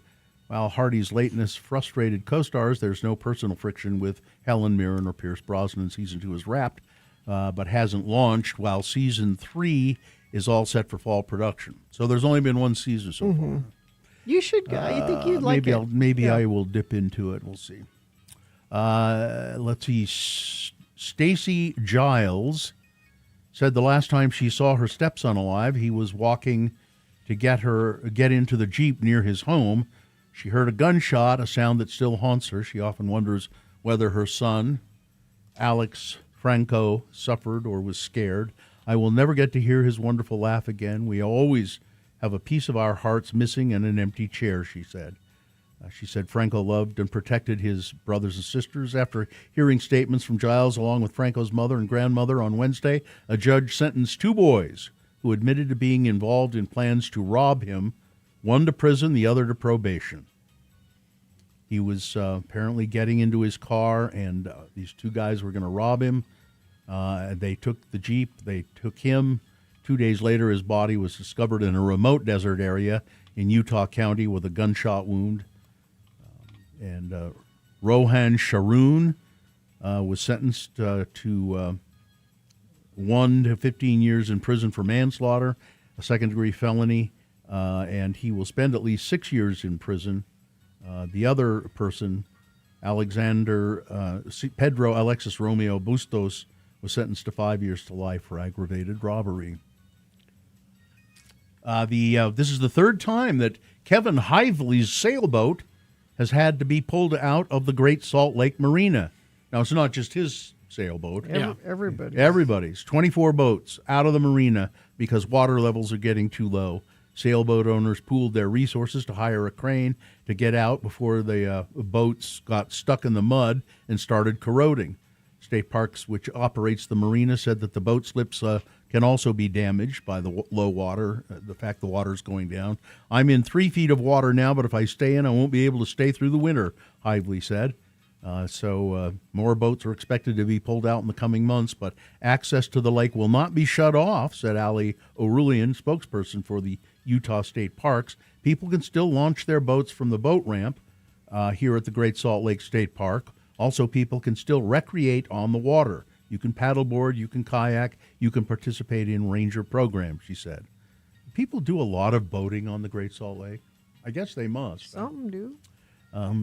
Let's see. A shelter-in-place order was issued early Saturday. I don't know if it's still in place, as police attempted to locate a potentially armed suspect. Nephi City police said that the alert was issued via the Nixle emergency notification system about 3 o'clock in the morning. The alert said officers with the Utah Highway Patrol and Juab County sheriffs were attempting to locate one Curtis Heisler, who was probably armed and considered dangerous. The incident, apparently there was a traffic stop. They say Heisler fled, reaching speeds of 100 miles an hour. During the pursuit, Heisler called dispatch and threatened to shoot the cops with a gun. A Juab County deputy later deployed his tire spikes, and Heisler's vehicle crashed into a median, but he fled on foot and and got away. He's a known fugitive gang member, they say, from Arizona. And I don't know if this was all Saturday and Sunday. I don't know if he's still at large. Spencer Cox has issued a new executive order setting new guardrails around data centers. Could have done this ahead of time, not the order issued reaction. The order issued Friday aims to set a higher bar for data centers development. It directs state agencies to prioritize the protection of water resources, the Great Salt Lake, and air quality, and utility ratepayers. Speaking to reporters following a meeting of state and federal officials about the Great Salt Lake, Governor Cox acknowledged the executive order followed public pressure. Large should have had protests. Foresight about this. So apparently he met with Kevin O'Leary in January. A spokesperson for O'Leary. Months ago. Yeah, months. So this, he should have done this piece of legislation months ago. If Kevin O'Leary came and said, hey, we'd like to build a big data center in Box Elder County, he should have said, okay, let's do the environmental studies. Here's all the things that need to happen before we agree to that. Yeah, but if he'd done that, then it would, you're standing in the way of progress. Remember, he chastised everyone. Yeah. He handled that so poorly. When Donald Trump first presented the idea of a UFC fight on the White House South Lawn, some people thought he was joking. We're going to have a UFC fight. Think of this, on the grounds of the White House, Trump said. teasing special events honoring America's 250th anniversary. Fast forward about a year, and the idea is becoming a reality. Construction crews are building a fight cage on the South Lawn for the June 14th fight, and the White House is now dwarfed by a massive arched lighting grid, which the Ultimate Fighting Championships called the Claw. When the fighters strap on their gloves, is that what they do? They strap them on and climb into the cage. More than 90,000 people will descend on the White House grounds to watch them battle it out. There'll be special events programmed leading up to the fight. Let's see, the fight card includes main event between American Justin Gaethje versus Georgian Ilia Topuria. I don't mean to say that UFC fighting is trashy. That's not what I meant. I know there are people that love it, but it does not belong on the White House lawn. Well, and he will be attending an open-air event, but he needs ballroom to keep him safe. Yeah. I think we should have a bear baiting. That's what I think. A judge says that the Kennedy Center board broke the law by putting Trump's name on the building. A federal judge ruled that Donald Trump's name was illegally added to the Kennedy Center because the Kennedy Center was called the Kennedy Center by an act of Congress to honor the slain President John F. Kennedy. And so, speaking of trashy, let's put my name over the top of John F. Kennedy's name. It's the Donald J. Trump and the John Kennedy Memorial. And that's trash. And it's so the judge says you can't do that, and Donald Trump said, "Well, then I'm not going to do anything. We were going to renovate that place, but now we're not going to do it. They're just going to let it rot. It's just going to be closed. We'll just it'll stay closed." He's a petulant child. He's not going to have his concerts because nobody wants to play, so no one gets to. And Bush beans, they make all kinds of beans, and they make pork and beans and all of that. And they're bringing classic seasonal flavors to barbecues and cookouts. The bean brand, known for its beautiful bean footage, I guess, has launched dill pickle, apple pie, and rocket pop flavored canned beans. What the hell? Yeah. Dill pickle, okay. Tossed in a tangy dill pickle sauce. Apple pie baked beans. I can get that. It's because it's brown sugar, cinnamon. Yeah, okay. So it's like, sweet Boston baked beans. Rocket pop. Yeah, that's the... Notes of cherry, lime, blue raspberry, inspired by the frozen Rocket Pops. I don't know about that one, but I'll try it. All right, that's it. All right. Weather, traffic. It's 55 right now, high of 81, sunny today, overnight low 54. We do warm up as the week goes on. Looks like we could be 90 by Friday. Traffic, a friend of the program says going west on 193 Layton, you can't enter the freeway to go southbound on 7th North. There's a crash and it's forcing people to get on the freeway going north. So that's a big issue for folks up there in Layton. We also have a crash southbound I-15 Pages Lane in Bountiful. 3 right lanes of 5 are blocked there. Let us know what you're seeing, and we appreciate it when you do. 33986 is where you send that. Missing or broken teeth, dentures holding you back. Stubbs Dental restores confidence with life-changing implants. Get your smile and your life back. Visit stubbsdental.com today. Here's boner candidate number 3. Well, Trump will undoubtedly appoint this guy to a cabinet position. Ryan Fournier, the co-founder and chairman of the group of Students for Trump, was arrested early Tuesday in Washington, D.C. after he allegedly assaulted and threatened a woman. According to an affidavit, the incident occurred at the apartments at City Center, and the unnamed victim was a woman who said she had been dating Mr. Fournier for a couple of months and was in town to visit him. In the victim's statement, she told police she tried to rouse an intoxicated Fournier who had been passed out on the floor. When Mr. Fournier woke up, he started swinging his fists at her and struck her in the face with a closed fist 2 or 3 times. The victim also said Mr. Fournier got on top of her as he hit her, and she needed to defend herself. She mentioned that Fournier had a knife at his side, but that he did not swing or point it at her. When police asked the victim if Fournier had made any threats, he said, "I'll kill everyone here." According to another witness who told police he was Fournier's roommate and friend, he was in another room when the victim yelled at Fournier to get up. He reported that he heard Fournier screaming, "Don't touch me, woman. Do you want me to crush your head with this lamp?" Witnesses returned to the office where Fournier was swinging a handheld vacuum around, screaming at the victim. The witness got between the two, attempting to separate them, and Fournier said, "Do you want to die today?" He describes himself as a commentator and podcast host and the co-founder of Students for Trump. He presented himself to court to answer charges. Trump will undoubtedly appoint this guy to a cabinet position. Yep. All right, let's review the first two and vote. Boner candidate number one. You know, this could be a great new ad campaign for Stanley brand cups. A place to store breast milk. That's a woman said to a coworker was eyeing her Stanley cup, saying, "You know, that would be perfect for my breast milk." And then later on, she stole the Stanley cup from her coworker. Boner candidate number two. Yeah, that's what 60 Minutes needs. Less brain, more brawn. 60 Minutes apparently seriously considering hiring Joe Rogan to be on the 60 Minutes roster. And Boner candidate number three, Trump will undoubtedly hire this guy to a cabinet position. All right. Time to vote for Boner of the Day. Which one do you think is the worst? Which one deserves to be Boner of the Day for today? 1, 2, or 3? Remember your candidate number, the one that you think should win, the worst one. 1, 2, or 3. Put that single digit in the message of a text and then text that to 33986.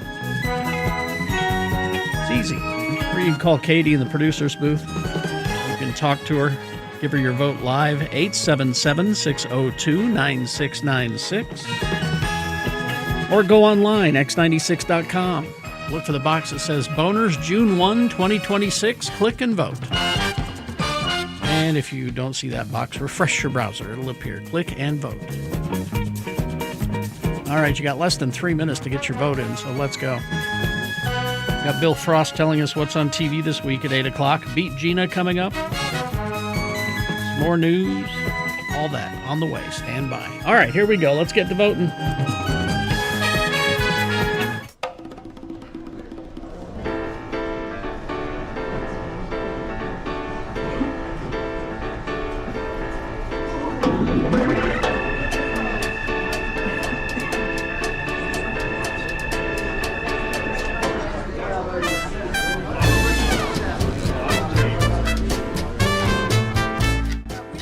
Into work, and I was listening to my dad's station, and I heard him recording a commercial, and he was doing a mic check, and here's how he would do his mic check.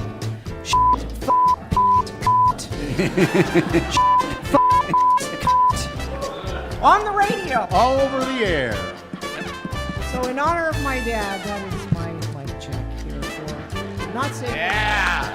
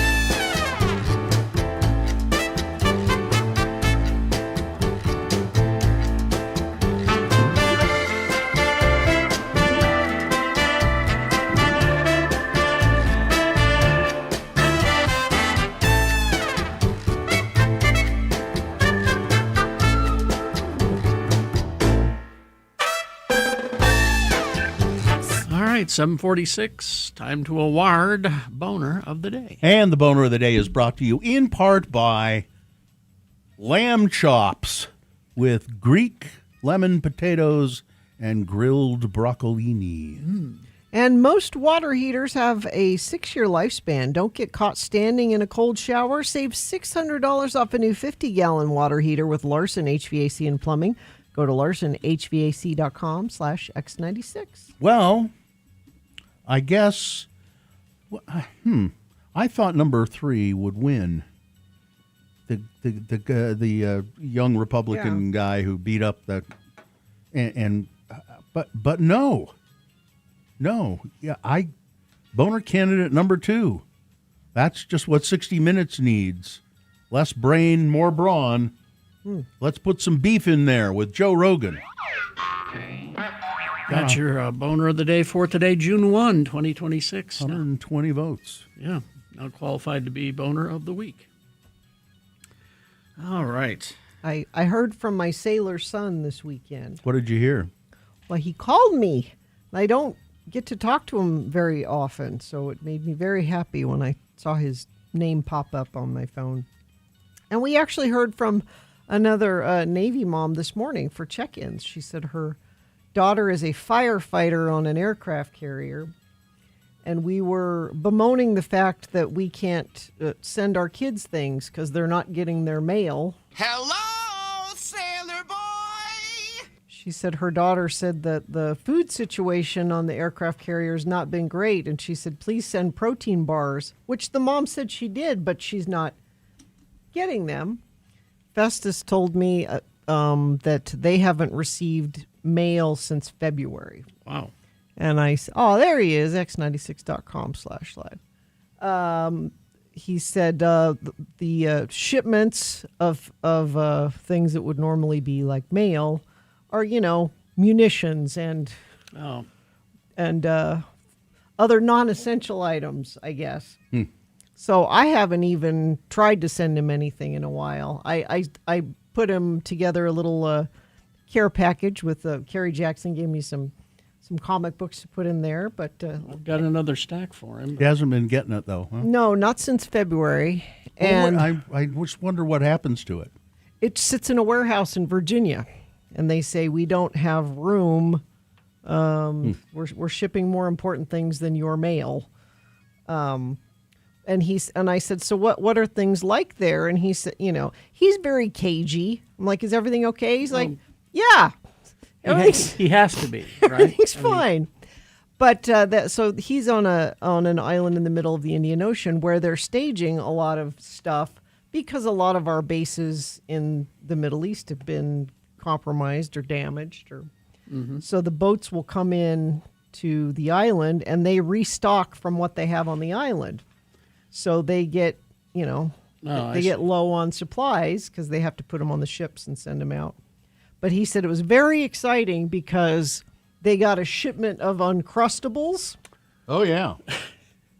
That's the other picture I sent you there, Dawson. So this is his friend shopping in the store there on the island, filling up that basket full of Uncrustables that came in. He's stocking up. But if you can look behind him. That makes me want some Uncrustables. On the so you see some shelves with things on them. Yeah. I zoomed in on those. That's like shampoo, stuff it's like shampoo or it is shampoo? No, I mean, it's like soap and shampoo and shaving cream and stuff. All those bare shelves around, that's where the food goes.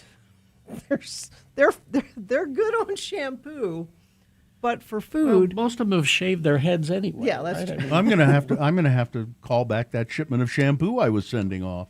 But the big exciting thing that happened on the island this week was they got a shipment of Uncrustables. Well, that's great. So they're gonna survive another week or two with peanut butter and jelly sandwiches. Yeah. But I'm super bummed because the whole point of us planning this trip to Japan that we're taking was to go meet him. Oh, that's, yeah.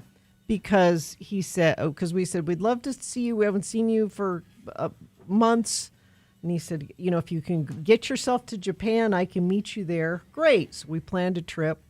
And then we had to start a war in the interim. And they are not letting anybody go on leave at all. Oh, boy. And so much so that Festus is supposed to be done with this round at the island in August. And then he would come home for a couple weeks and then go on to his next assignment, which is supposed to be El Salvador. All of that is on hold as well. He thinks, so it's good. It's good news for us. I mean, it's bad news for you, but good news for us because he can't meet you in Japan. So I guess you'll just be staying here, and we can. We're still going.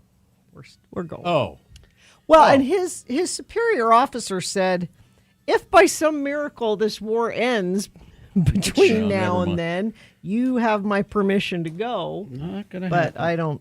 I don't think that. But now, so it very likely I could maybe not see him till December, maybe now. After I thought I was going to see him. in It's June. been a lot longer since I've seen him. I'm not. You could surely wait out a little because I haven't seen him for years. So, I appreciated hearing from that Navy mom this morning. I know there's other people dealing with the same thing. And Bill was like, "Why don't you just, how often can you talk to your sailor?" And it's hard, especially on a ship when they sometimes have Wi-Fi and sometimes don't. And you can't just send them a letter because they're not getting them. No. Yeah. Okay. Let's see. We still got a little time here. Oh, yeah. So I've been thinking about our party this weekend, Saturday, 40th anniversary party. We have a special prize now. We have a special gift for everybody who has bought tickets to the party. A little special gift we're going to give you. And no, I think I won't tell you any more than that, but everybody's going to get a little gift. But I don't know why this came up. I was looking for something, and I came across an old Lynn RV column in the Deseret News. Okay. He used to write a column called Radio Dial, and he would do, just once a week radio news and so forth. And so this is a look at the end of the year, and this is, I think, 2003. And so we've been on the air 40 years. This was 23 years ago. Okay. And I'm reading through some of the happenings. Here's what happened in January 2003. The KISS Morning Show featuring Dexter and Mercedes. It's a new show. Also, let's see, Casey Scott of KENZ Chunga and Mr. show Casey Scott is burned in a radio stunt, but not seriously. February. Here's KZHT sponsors a Valentine's Day massacre with 80 women diving into a huge cake to find a diamond ring. So I go through all of these. Yeah. There's another one. Let's see. The Provo girl replaces the Chinaman on KURR. Oh, geez, really? Yes. KUBL's Cable's Johnson & Johnson host a red, white, and blue rally for U.S. troops in Iraq. Oh, here's what I didn't think we were mentioned at all, but we are. Mike Summers leaves KXRK. I think that's the only mention in the whole year. If I knew you were doing this, I have a bunch of these at my desk. Of these actual columns? Yeah. It's just I gave them to Katie. She scanned. It's amazing. She scanned a bunch of them to put. But it's just kind of striking to me that I can read through all of this, and we were doing a damn good show 23 years ago. But we don't. There's no mention of Radio from Hell in this whole thing. We had kind of a contentious relationship with Lynn. I will go get. I have, like I said, I have a bunch of them at my desk, and he does mention. Mm-hmm. Well, as time goes that's by, why I saved them. As time goes by, but but it also is just kind of weird to read all of this. And all those people that aren't around anymore. These people are just not around anymore. Mm-hmm. Here, this will make you sad. Let's see. Jeff Hansen and Laura Jones comprise the new Jeff and Jones Morning Show on KJQN. Remember the Jeff and Jones Morning Show on KJQN? I think that lasted about a week. As former morning host, Cousin Brad moves to overnights at KXRK. KJQ also debuts the new Bessie Milk Beast. It's just, Paul Coffey is the new morning DJ at KEGA. All these people, and they came and went, and here we are. It sort of blows me away. It just. Was Bill Frost mentioned in there at all? Let me see. No. No, I don't think so. Let me look. Maybe it was. Did you have something to do with Marty Patch winning KENZ's Show Us Your End TV commercial contest? I don't remember. Maybe. All right. Traffic, Gina, please. Let's see. I-15 southbound stopped in the Bountiful Woods Cross area. Yeah, lots of different friends of the program texting in about that issue. Also have a crash southbound I-15 Pages Lane in Bountiful. Yeah, keep us posted on what you're seeing there. Like 3 different lanes are stopped there. I-15 southbound Bountiful Woods Cross area. Let us know when that starts moving again. Appreciate it when you do. 33986. All right. Thank you very much. KXRK Provo. We're going to take a short break. We'll be back with Bill Frost telling us what's on TV this week. Stand by for that. Did you?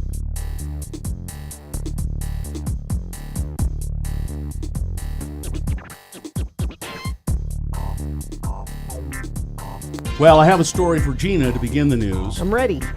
Well, and I know this is a story that Gina will really like and be interested in because she sent it to me. A man who murdered his niece, a niece who was also his lover, by smashing her. What does that mean? It's a detail. Yes, it is. There's more. But wait, there's more. And it gets even better, doesn't it, Gina? Yeah. He killed her by smashing her over the head with a TV. He's been put in jail. It's Uncle Lover. Christopher Wall is his name. Was convicted of battering Haley Wall, who was his niece as well as his lover. He was been ordered to serve a minimum of 14 years behind bars. Only 14 years? A minimum. You kill your niece who you're having an affair with a TV, and that's not automatic forever? Well, Gina, I don't know where this is exactly. I didn't. You should know. What town is this I believe in? it's in the UK. Well, then, you know how liberal they are in the UK. Christopher Wall, it says here he's facing a lifetime behind bars. So it's a minimum of 14. It's 14 to life, I would guess. My guess is they won't let him out for a long, long time.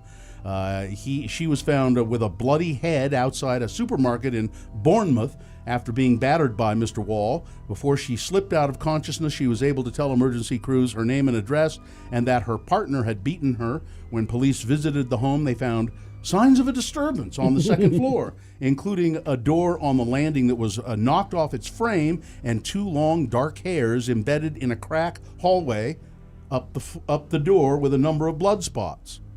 Embedded in a crack halfway up the door, I should say. Officers also found a large flat screen TV at the bottom of the stairs, and there was blood all over the flat screen TV, and he finally said, yeah, I beat her with the... We were watching the Great British Bake Off, and she pissed me off. So, yeah, there you go. Murdered his niece, who was also his lover. Niece lover.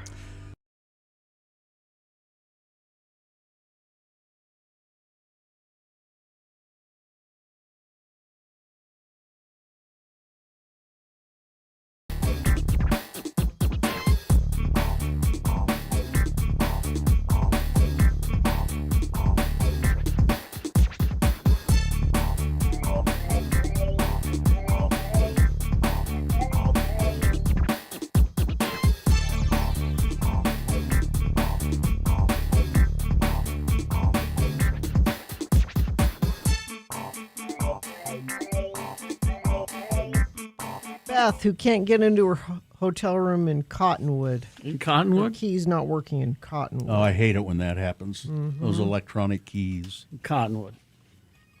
All right. Is this sponsored, Gina? No. Oh, no. Heavens. Well, it's sponsored with my love. Bill Frost is here. This segment is one that I dearly cherish in my radio career. Bill Frost here to talk about what's on television. Bill is a fine writer. You can read his stuff at cityweekly.net. He is a podcaster, the TV Tan podcast, which is about TV. And then Bill is a musician. Magda Vega is the band, and you can find all of his various enterprises where? At billfrost.tv. All right. And you can sign up there. I'll email you stuff. Yeah, just more junk in your more stuff you need in your email. Yeah. Kind of a slow week. Only have a few things here. Tomorrow, a new series, a new comedy from Mindy Kaling and Charlie Grandi, the guys who did Mindy Project and the Sex Lives of College Girls, called Not Suitable for Work on Hulu. It's about a group of friends. Stop me if you've heard this one before. About a group of friends in the big city, and they're trying to advance their careers. And, really? We don't have any other ideas? No. Do they have a monkey? No, they're that would be good. Maybe if they make it to season 2, they'll introduce a monkey. Throw out a monkey. And this is also stars people like Ego Nwadum, Constance Wu, Greg German, and it kind of looks like LinkedIn, the sitcom. Really, I mean, those two actresses, I like them. Yeah, they're recurring and mostly an unknown cast you don't know. And come up on Wednesday, season 4 of The Legend of Vox Machina, the animated fantasy series based on the Critical Role web series. Katie's very happy about that. I thought she would be. And we're introducing a new character to the TV show this season, Taryn Darrington, played by Wayne Brady. Voiced by Wayne Brady. Okay. Taryn Darrington, yes. Darren Tarrington? Yeah. That's confusing. Yeah. I don't know. Going all the way to Friday, we have another remake of Cape Fear. With De Niro, right? The 50s novel and the movies in 1961 and 1962 and 1991. The original one was with Robert Mitchum. Yeah. Then De Niro. Then Javier Bardem. This is Javier Bardem. Yes, it is. Yeah. Yes. Oh, no, you forget Sideshow Bob. The Simpsons did a whole Cape Fear. Now, is this a series? This is a series, yeah. It's a 10-episode series starring Amy Adams and Patrick Wilson. Javier Bardem is a good bad guy. Yeah, he's pretty intense. Yeah.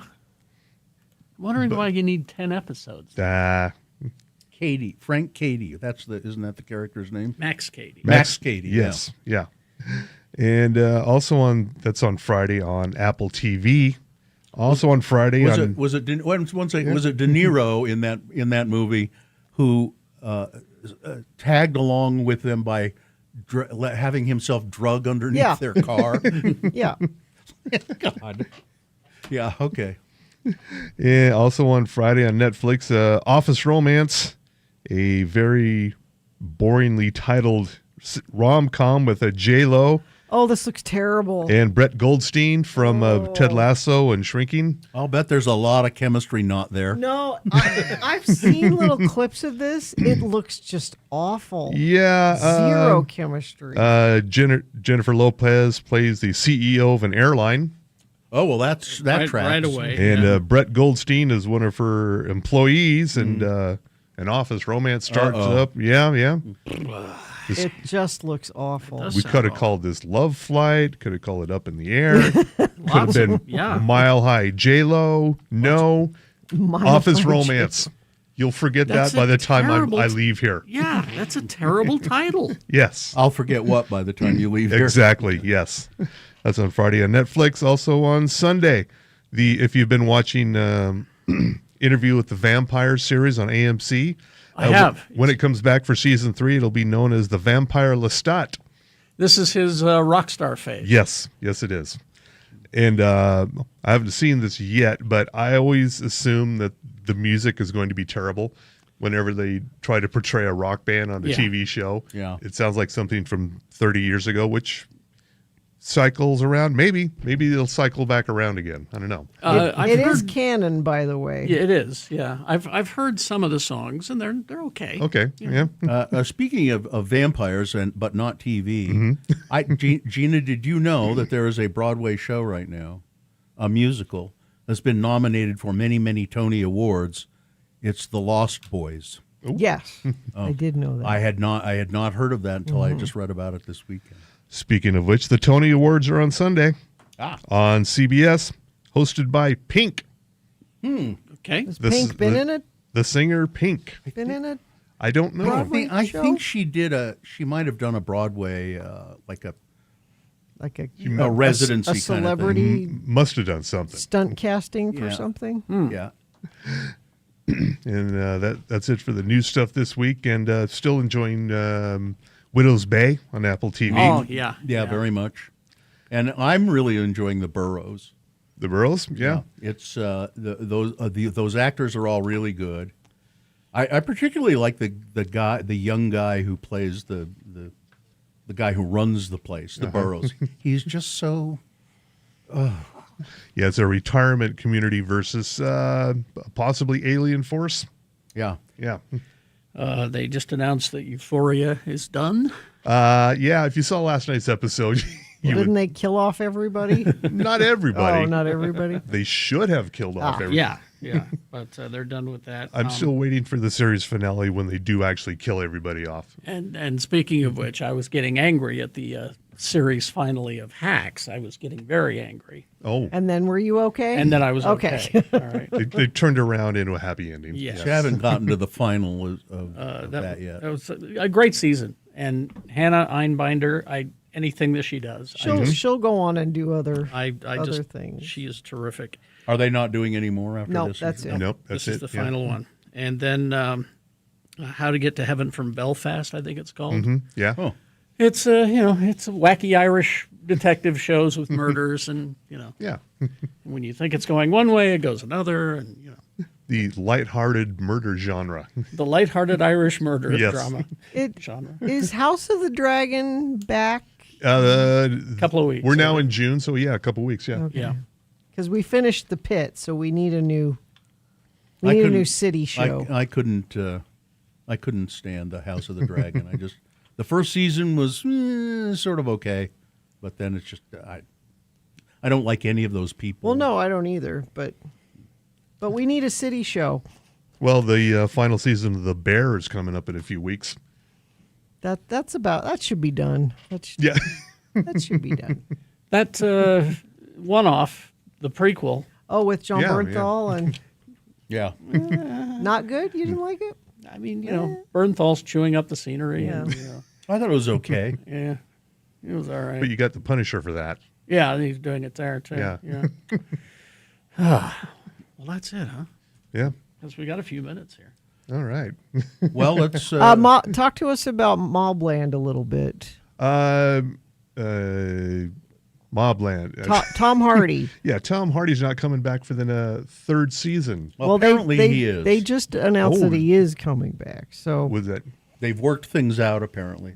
But I've never seen it, and Carrie and Gina say I really should be watching it because I love Tom Hardy. Yeah, it's one of the few things on Paramount Plus that is not a Taylor Sheridan thing. Yeah. You got that.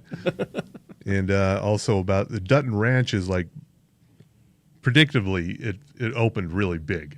Mm-hmm. And also just watching the show from week to week is like, they're just trying to make trouble for themselves. They're not even trying. They don't make good choices. Just They go out of their way to get in trouble. not trying to ingratiate themselves to the locals at all as they move to Texas.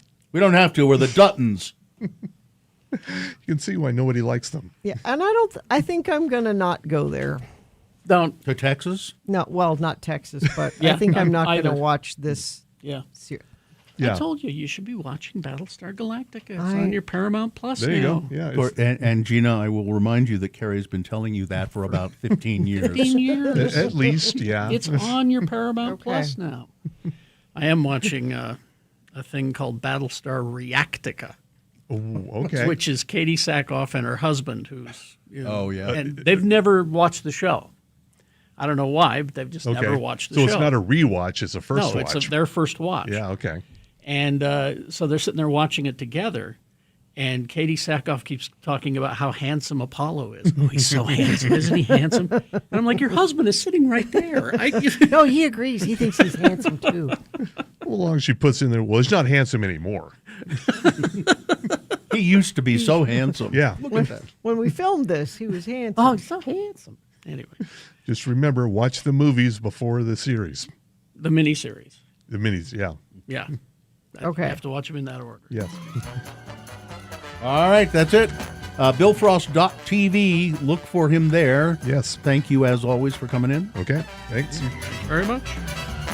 Traffic, Gina, please. Crash southbound I-15 Pages Lane in Centerville, blocking one right lane. Expect delays through that area. Northbound I-15 SR-194 in Lehigh. That's 2100 north. Crash northbound Bangor Highway 78 south in West Jordan. Left shoulder there. Crash northbound I-15 146 south in Draper. 2 left lanes of the 4 are blocked. And somebody says Pink is hosting because she and Willow are big Broadway fans. Okay. All right. Why not? That's Okay, why. whatever. That's traffic. Guess that's all you need to be to host the Tonys. I guess so. And mildly famous. Yeah, exactly. All right. Beat Gina coming up after these short messages and a song. It's multiple choice pop culture trivia. All you have to do is sit through the game to win the prize. What am the prize? 4-pack of tickets to Fork Fest. This is Utah's biggest local music festival featuring Neon Trees, Joshua James, Fictionist, and more. So tickets to see Neon Trees and all those other bands at Fork Fest. You'll get them. Just sit through a game of Beat Gina. Call and line up now, 877-602-9696. Easy to play, easy to win. Utah Advocates. The advocates are attorneys, personal injury attorneys, and if you get them on your side, you are going to win. Well, the insurance companies have attorneys on their side. They're ready to go. They know what your policy says. Yeah. They know how they can get out of paying you money that you're owed. So You if you've need been hurt, someone, yeah. if you've been hurt in an accident, if your property's been damaged, the advocates are where you want to go. 801-355-5550 is the number, and you can call that 24 hours a day, 7 days a week. They will take your call, and if they decide to take your case, they will get you a settlement. I could just about guarantee that. They don't charge you any money out of pocket. No, nothing for the call, the consultation, and they can pretty much usually decide whether you have a case or not just by talking to you on the phone. And they really do care. They're local personal injury attorneys. They do care about their clients. So go 355-5550 or utahodvocates.com. You know, Gina. Yep. I wanted to talk about the best way to give your hamster a bath here, but The best way. Yeah, that tells me there are many ways, but there's only really one good way. But I got to thinking maybe it would be more widely interesting if you told everybody how your sleepover, your slumber party, with your mother and your sisters went. I got to admit, I'm curious. Well, so Mary Claire's birthday, my mother, the sainted Mary Claire's birthday. And as she said, you only turn 75 once, to which I said, you only turn every age only once, and she didn't like that. She said that was not very nice. But that's the humor of the statement of saying you only you can. That's why it's funny, or so allegedly funny. But for her 75th birthday, she wanted to have a slumber party with me and my sisters. Okay. And she wanted to do this at the Grand America, because if you're going to have a slumber party, you don't want to just go anywhere. Sure. No, you want to have it in the rumpus room with the bean bags. And the idea being, well, you know, if we're in town close to our houses, the only thing that makes sense if you're going to go stay at a hotel is if it's nicer than your house. You know, like yeah, that makes sense. You've got like 8 sisters or something, don't you? No, there's Mikkel and Kelly and Carrie and me. There's 4 girls. Which one's the good-looking one? They are all good looking. Okay. So when Mary Claire made the reservations, She's like, I'll take care of the hotel right, okay. reservations. Okay. And All right. so we get to the hotel, and it's a suite, Yeah, okay. and there are 2 double beds. And she had said before we got there, there's 2 double beds and a couch. And I said, well, I'll take the couch. Because you're the one who always. Well, just because why not? Plus then I don't have to sleep with anybody. There's the real reason. That's it. I'll take the couch. Reason enough. Yeah. So there should be room for everyone. Yeah. Two sisters in one bed, and mom and a sister in the other bed, and La Barberi on the divan. Yeah. So we check into the hotel, and the other thing Mary Claire wanted was she wanted us all to go get a massage, which is nice. It's her birthday, but let's all go get a massage. All right. We go get a massage in the hotel. Yeah.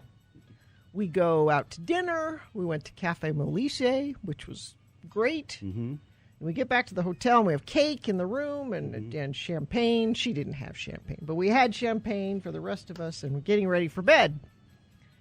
And I noticed that the couch in the room is not a couch. It's a wicker love seat. Oh, yeah. It's wicker. It's not even made out of... Yeah. Now... And... Okay. And my mom said, are you going to be okay on that? And I'm like, yeah, I'll be fine. I got an extra blanket and comforter from housekeeping, and I made up and she said, it's not even long enough for you to lay down on. And I said, well, I sleep all scrunched up anyway. It'll be fine. Do you know that you can call downstairs and say, we need a rollaway bed, and they will bring you a rollaway bed? I didn't, but... You know... They would have done that. They would have, but it would have been in the middle of the night when everybody else was asleep. It would have awakened the entire room if I had done that. Because I started out the night on the wicker love seat, all scrunched up. Didn't you figure out 10 minutes into it? I mean, I did, but you're like, this is fine. This is fine. Yeah. It was not fine. No. I would have figured it out by looking at it. And so at about 1:30, I took the blankets off the wicker love seat, and I made a little bed on the floor. We're staying at the $500 a night Grand America, and I am on the floor. They have larger rooms, too, you know. Which are more than five. I mean. Yeah. But. You only turn 75 once. Why not spring for a room that's comfortable for everybody? I haven't slept on the floor in... How was it? I used to like sleeping on the floor occasionally. No, it's not good. Not good at all. But... Were you warm enough? I mean, yeah, no, I wasn't So you cold. just were stiff. It was just... You got up and you were stiff. Yes. Yeah. I'm still stiff. And see, I would have snuck out in the middle of the night, went down to the front desk, got my own room, and then... Yeah. Well, so what it reminded me of, and I've told y'all this story before, the other time we do sleepovers is when we do girls' shopping weekend. Yes. Mm-hmm. And you stay at the Marriott and go to the mall, the Crossroads Mall. When all of that was a thing. And, was that gone? Where'd it go? But when I came clean with my sisters and my mom, when we woke up the next morning, my mom said, I looked over and I saw that you weren't on the couch and I didn't know where you went. I thought you might have left. I'm like, no, I was on the floor. But that reminds me, it's been long enough that I think I can come clean with y'all about something. I hate this. So when we used to do shopping weekend was my mom and all of her friends and their daughters. It's a big thing. And we'd go spend the night in a hotel in one room and go shopping for Christmas. And we did this for years. About 3 or 4 times in the years that we were doing that, my husband and I had a secret rendezvous. You had to be really quiet. You'd wake everybody up. He would get a room in the hotel we were in. Oh. And I would wait till everybody fell asleep. And you'd go. And I would sneak out of the room. And I would... Again, aren't you worried when you do something like that? If someone wakes up and they go, "Oh my God, where's Gina? Maybe she's been kidnapped. Something must have happened. Yeah, she's been kidnapped. I better call down to the front and see what's going on." That didn't ever occur to you that somebody might get kind of No. worried, because if I'd awakened and found a member of my party missing in the room, I would be worried. It never happened. It was fine. But I came clean and told them we did this 3 or 4 times throughout the years. I'd sneak away for a few hours. Were you hoping that then your mother would say, "Well, that's it. I am never inviting you to this again"? Were you disowned? Well, she only turned 75 once, so we won't do this again. I see. Well, on the floor. You know, And the floor of the Grand America is no nicer than the floor in No. any Well, anywhere. many of the things you do are just inexplicable to me. And but I'm going to tell you. So if you're very stiff and you're still stiff today, the best way to deal with that is to walk it. Oh, never mind. No, you're not going to walk it off. No.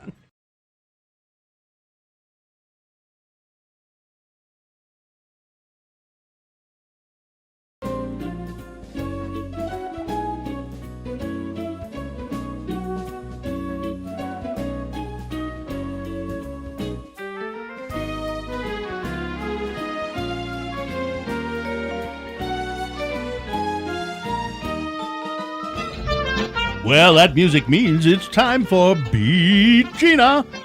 I'm your announcer, Johnny Ola. I was scheduled to be the main stage announcer for the Great American State Fair later this month, but when I found out it was a partisan event, I pulled out.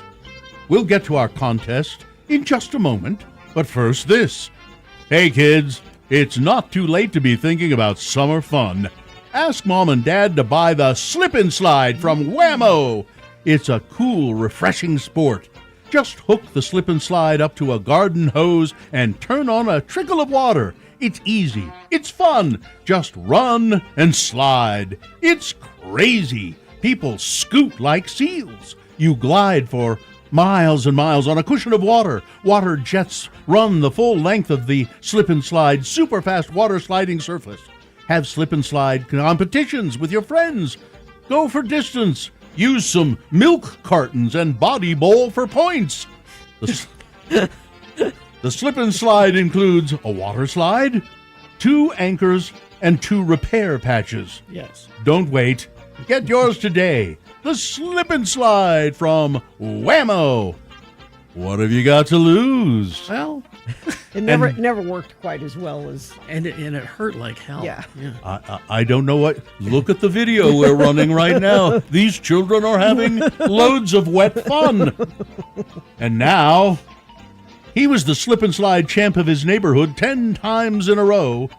Your Beat Gina host, Terry Jackson. Thank you, Johnny Ola. You're welcome. At Jimmy Martin's 4th of July parties, he would build a giant slip and slide. And it was funny watching all the people limp away after they. It seems like a good idea, and Yeah. it is not a good idea. Not a good idea. All right, the randomizer has picked. You people are no fun, you know that? Randomizer has picked a contestant. Tristan is here. Tristan, are you there? Hi, yeah. All right, so we're going to toss a coin to see who goes first. It will give you the advantage of the game if you call it correctly. Heads or tails? Tails. All right, let's see what happens there. It is heads. Terribly sorry. Oh, you're going to have to work for these Forkfest tickets. It's back Friday and Saturday, June 12th and 13th. Utah's biggest local music festival featuring Neon Trees, Joshua James, Fictionist, and more. 3 stages, 31 bands. Tickets are only $35. Kids 11 and under are free. Tickets at forkfest.org. And you are playing for a 4-pack of tickets. Yeah, you're going to get to see those shows. All right. All you got to do is just, because you lost the coin toss, Gina goes first. It's multiple choice, pop culture trivia. If she gets it correct, she gets the point. If not, Tristan, I hope you were paying attention because I'll ask you the same question. And if you answer it correctly, you'll steal Gina's point away. We'll go back and forth till one of you gets 3 points. Here we go. A couple of leftover Danny Elfman questions. Gina.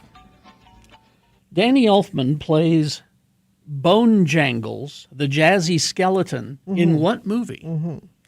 Is it 1, Coco? Is it 2, The Corpse Bride? Is it 3, Ghost Rider, Spirits of Vengeance? Or 4, Boney Stark? I mean, The Corpse Bride makes sense because that's Tim Burton and they have a thing. So I'm going to go with The Corpse Bride. Correct. All right. Point for Gina. Now we go to All right, Tristan. What has Danny Elfman repeatedly claimed as his favorite word? His favorite word. Is it 1, dongle? Is it 2, bumfuzzled? Is it 3, weird? Or is it 4, disturbing?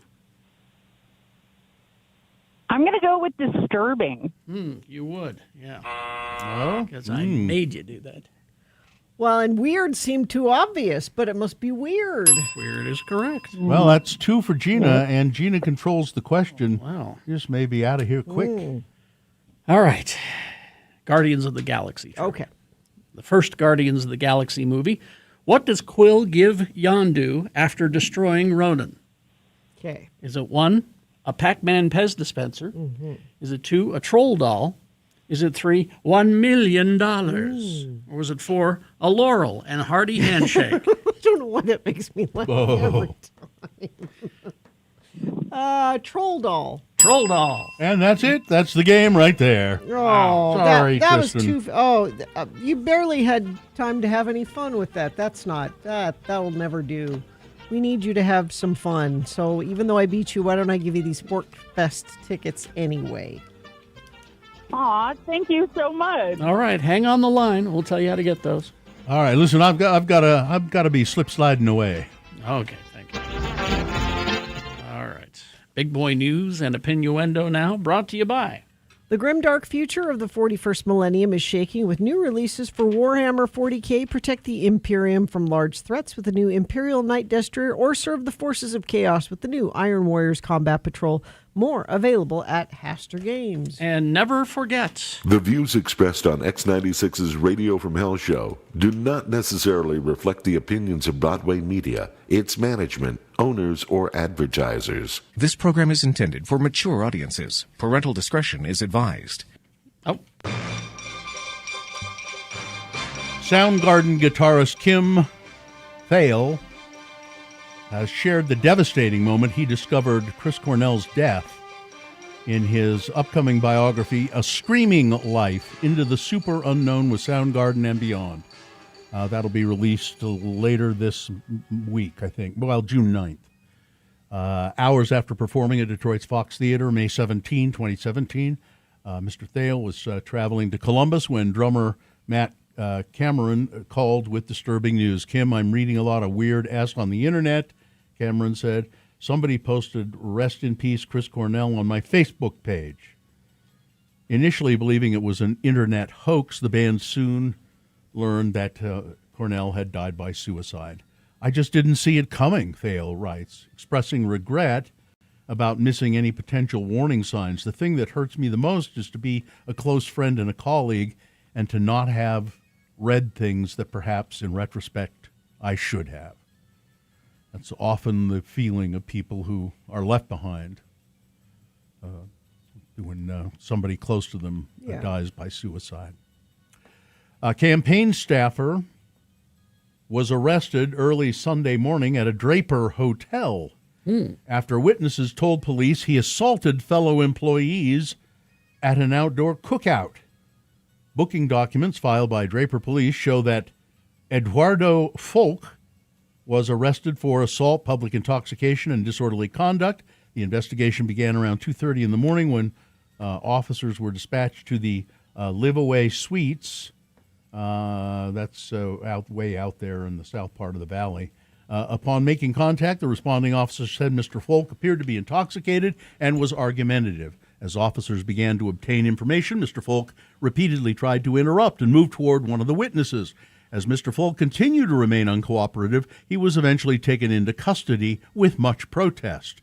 Once he was taken away, officers spoke with a female victim who said that Mr. Folk had struck her. She explained that they were co-workers on a political campaign, and they'd been having a cookout outside of the hotel when Mr. Folk became very drunk. He allegedly began touching another female co-worker inappropriately, prompting the victim to intervene. She told officers that Mr. Folk proceeded to strike her multiple times in her chest, before becoming increasingly aggressive and trying to fight multiple people at the scene. The responding officer noted red marks and a lump on her chest and neck, consistent with her account. Mr. Folk has since been released from Salt Lake County Jail ahead of an initial court appearance. At time of reporting, Fox 13 did not confirm the exact campaign he and the victim worked for. Doesn't say here who they were campaigning for, but I'm sure they were Democrats.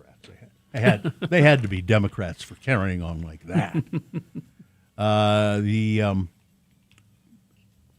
Despite a next-door neighbor alerting security at a Sandy homeless shelter in May of 2024 of an ongoing argument in a room, nobody intervened or conducted a welfare check, a new lawsuit alleges. It wasn't until the next afternoon, about 15 hours after the argument leading to her death, that officials found Stephanie Lynn Haskett Carrasco's body underneath her bed at the Medically Vulnerable People Program facility. Evidence showed that she had been attacked with a 14-ounce metal can of Ensure nutrition powder. Oh, okay. The wrongful death suit said. Laura Darlene Northrup, one of Haskett Carrasco's 2 roommates at the shelter, was taken into custody and then later charged with first-degree murder and obstructing justice. That criminal case is still ongoing. The lawsuit filed Tuesday in Utah's 3rd District Court by Haskett Carrasco's children names homelessness nonprofits The Road Home and Shelter the Homeless, private security firm Premier Security, Sandy City, Salt Lake City, and the state of Utah as defendants. Defendants' conduct constituted gross negligence and a knowing and reckless indifference toward and disregard of the safety and well-being of Ms. Haskett Carrasco, the filing said. Children say that negligence led to their mother's death and argue that they are entitled to at least $300,000 in damages. Law enforcement and volunteers searching for a man who went missing while recreating on Willard Bay Reservoir Sunday evening. The Utah Department of Natural Resources said the man in his 20s was reported missing at around 5:15 p.m. That's just last evening. He was seen riding a Wave Runner watercraft. The DNR's Law Enforcement Division, Willard Bay Police, along with Box Elder and Weber County Search and Rescue, are now searching the reservoir for the missing man. As summer arrives, numerous Utahns are preparing for outdoor adventures with their family and friends. The Utah Department of Natural Resources Law Enforcement Division encourages everybody, please practice responsible recreation. The DNR wrote in a media post, while enjoying outdoor activities, always travel with a partner. Ensure life jackets and helmets are worn. Now, they just fished a guy out of Sand Hollow. Had been missing for 2 or 3 days. He was swimming in Sand Hollow down in the southern part of the state. Let's see what else we have here. Detainees, 4 detainees at the largest Immigration and Customs Enforcement detention center in the United States have filed a federal lawsuit alleging human rights abuses, horrific conditions, and severe medical neglect at the facility. The complaint filed in the U.S. District Court for the Western District of Texas details inhumane treatment inside Camp East, Montana, on the U.S. Army's Fort Bliss military base in El Paso, Texas. The suit describes a litany of abuse allegations, including a lack of medical care and physical violence at the hand of guards, and also accuses the government of human rights and constitutional violations. Detained people are regularly subjected to severe beatings or sexual harassment by guards. Squalid living conditions, spoiled and inadequate food, no meaningful programming or recreation, inadequate access to basic hygiene products such as soap, razors, or nail clippers, outbreaks of disease, and limited or no access to sunlight, according to the complaint. It's the first lawsuit against the detention center. Immigration advocates and former detainees have been calling for the massive facility to be shut down for months. I hope they're successful with that. Yeah. Former Vice President Mike Pence said Sunday in an interview that Donald Trump's second administration has departed from traditional conservative principles. Pence, who was, of course, Trump's... Putting it mildly. Yeah. Trump's... Well, that's the only thing that Mike Pence can do is say things mildly and do things mildly. and speak to his wife, who he calls mother, mildly. Pence, of course, was the vice president. He told NBC News Meet the Press that the administration is no longer committed to, quote, the conservative agenda that has defined the Republican Party since the days of Ronald Reagan. It wasn't in your administration either. And before that, the agenda of American leadership, limited government, free market economics, and the right to life. He added that on a number of these issues, Donald Trump has been good in the past. I don't think there's any question about his popularity. I give him all the credit in the world for the hold that he has on Republican voters. I'm not so sure he has such a hold on Republican voters anymore. Not too much anymore. He has a hold on Republican Party politicians. Yeah. A skeleton discovered by a streamer near Nancy Guthrie's home earlier this month. That's Savannah Guthrie's mother, who's gone missing for quite some time. All right. So they found a skeleton about 10 miles away from Nancy Guthrie's home. Well, it's probably not her because it looks like the bones are about 1,000 years old. Probably not. Yeah, probably not. Ceramics and other artifacts analyzed alongside the remains are consistent with ancient Native American settlements in Arizona's Sonoran Desert. All of that contextual evidence allowed me to be pretty sure that this individual was, in fact, a Native American, said the director of the Arizona Sonoran Desert, or he's an anthropologist at the University of Arizona, excuse me. Not her. Still remains missing with no word on. Pam Bondi did testify, or wasn't really testify because there was a closed door hearing. Yeah, she was not sworn in, or there was no perjury or anything like that. And she and what she did when she was asked over and over about the Epstein files and her handling of it, she said, "Look, it was all Todd Blanche." Yeah, she just put it. Let's throw Todd Blanche completely under the bus. And I don't doubt her word on this. It was, it was. Oh, she's complicit too. I mean, she said, "Okay, yeah, fine, go ahead, Todd, do that." And finally, this story. This is how much time do we have here? A couple of minutes. Let me do this one first, really quickly, and just to make you feel terrible. Former CDC Director Dr. Robert Redfield tells News Nation he wouldn't be surprised if there are multiple Ebola cases inside the United States. A new outbreak of Ebola caused by the Bundibugyo virus, I think is how you say it, has spread undetected for weeks across Eastern Democratic Republic of Congo and into Uganda. The Congolese government has confirmed more than 1,000 suspected cases with at least 220 deaths since it declared an outbreak on May 15. And I won't be surprised if we don't have 1 or 2, 3 sporadic cases, Redfield told the news outlet. I'm only saying that because of the World Cup coming. Mm-hmm. A lot of travel. Depends on how much of this virus does get outside the area, the Democratic Republic of Congo. And finally this is weird, but I heard something about this just recently. A Nova Scotia father of 5 cannot maintain employment since 2023 due to something called auto-brewery syndrome. Yes. This is Carrie a rare. knows what this is? I just heard about it a couple of weeks ago. Yeah. A rare condition causing spontaneous drunkenness without any alcohol consumption. What, you're fermenting in your belly? Your gutty works essentially is fermenting. The disorder occurs when gut microbes convert carbohydrates into ethanol faster than his body can process it, resulting in slurred speech, alcohol-scented breath, and memory lapses. For years, others accused Poland of having a drinking problem, despite the fact he said, "I'm a sober person. I don't know what's going to happen day to day, hour to hour, so that really leaves a lot of limitations on what I can do or where I can go, work, money, everything," he said. Medical professionals report fewer than 100 documented cases worldwide, making diagnosis and treatment challenging. Standard treatments include low-carbohydrate diets and antifungal medications, but that's proven ineffective so far for Mr. Poland. Yeah, I was going to say, if you don't give it sugar to convert, but hasn't worked for him. He's just, and it's not like he's drunk all the time. It just occurs, when his body metabolizes that way. So weird. Yep. Yeah. All right, that's it. Sports weather traffic. The North Carolina-based minor league team, the Durham Bulls, you'll remember this from Bull Durham. Yeah.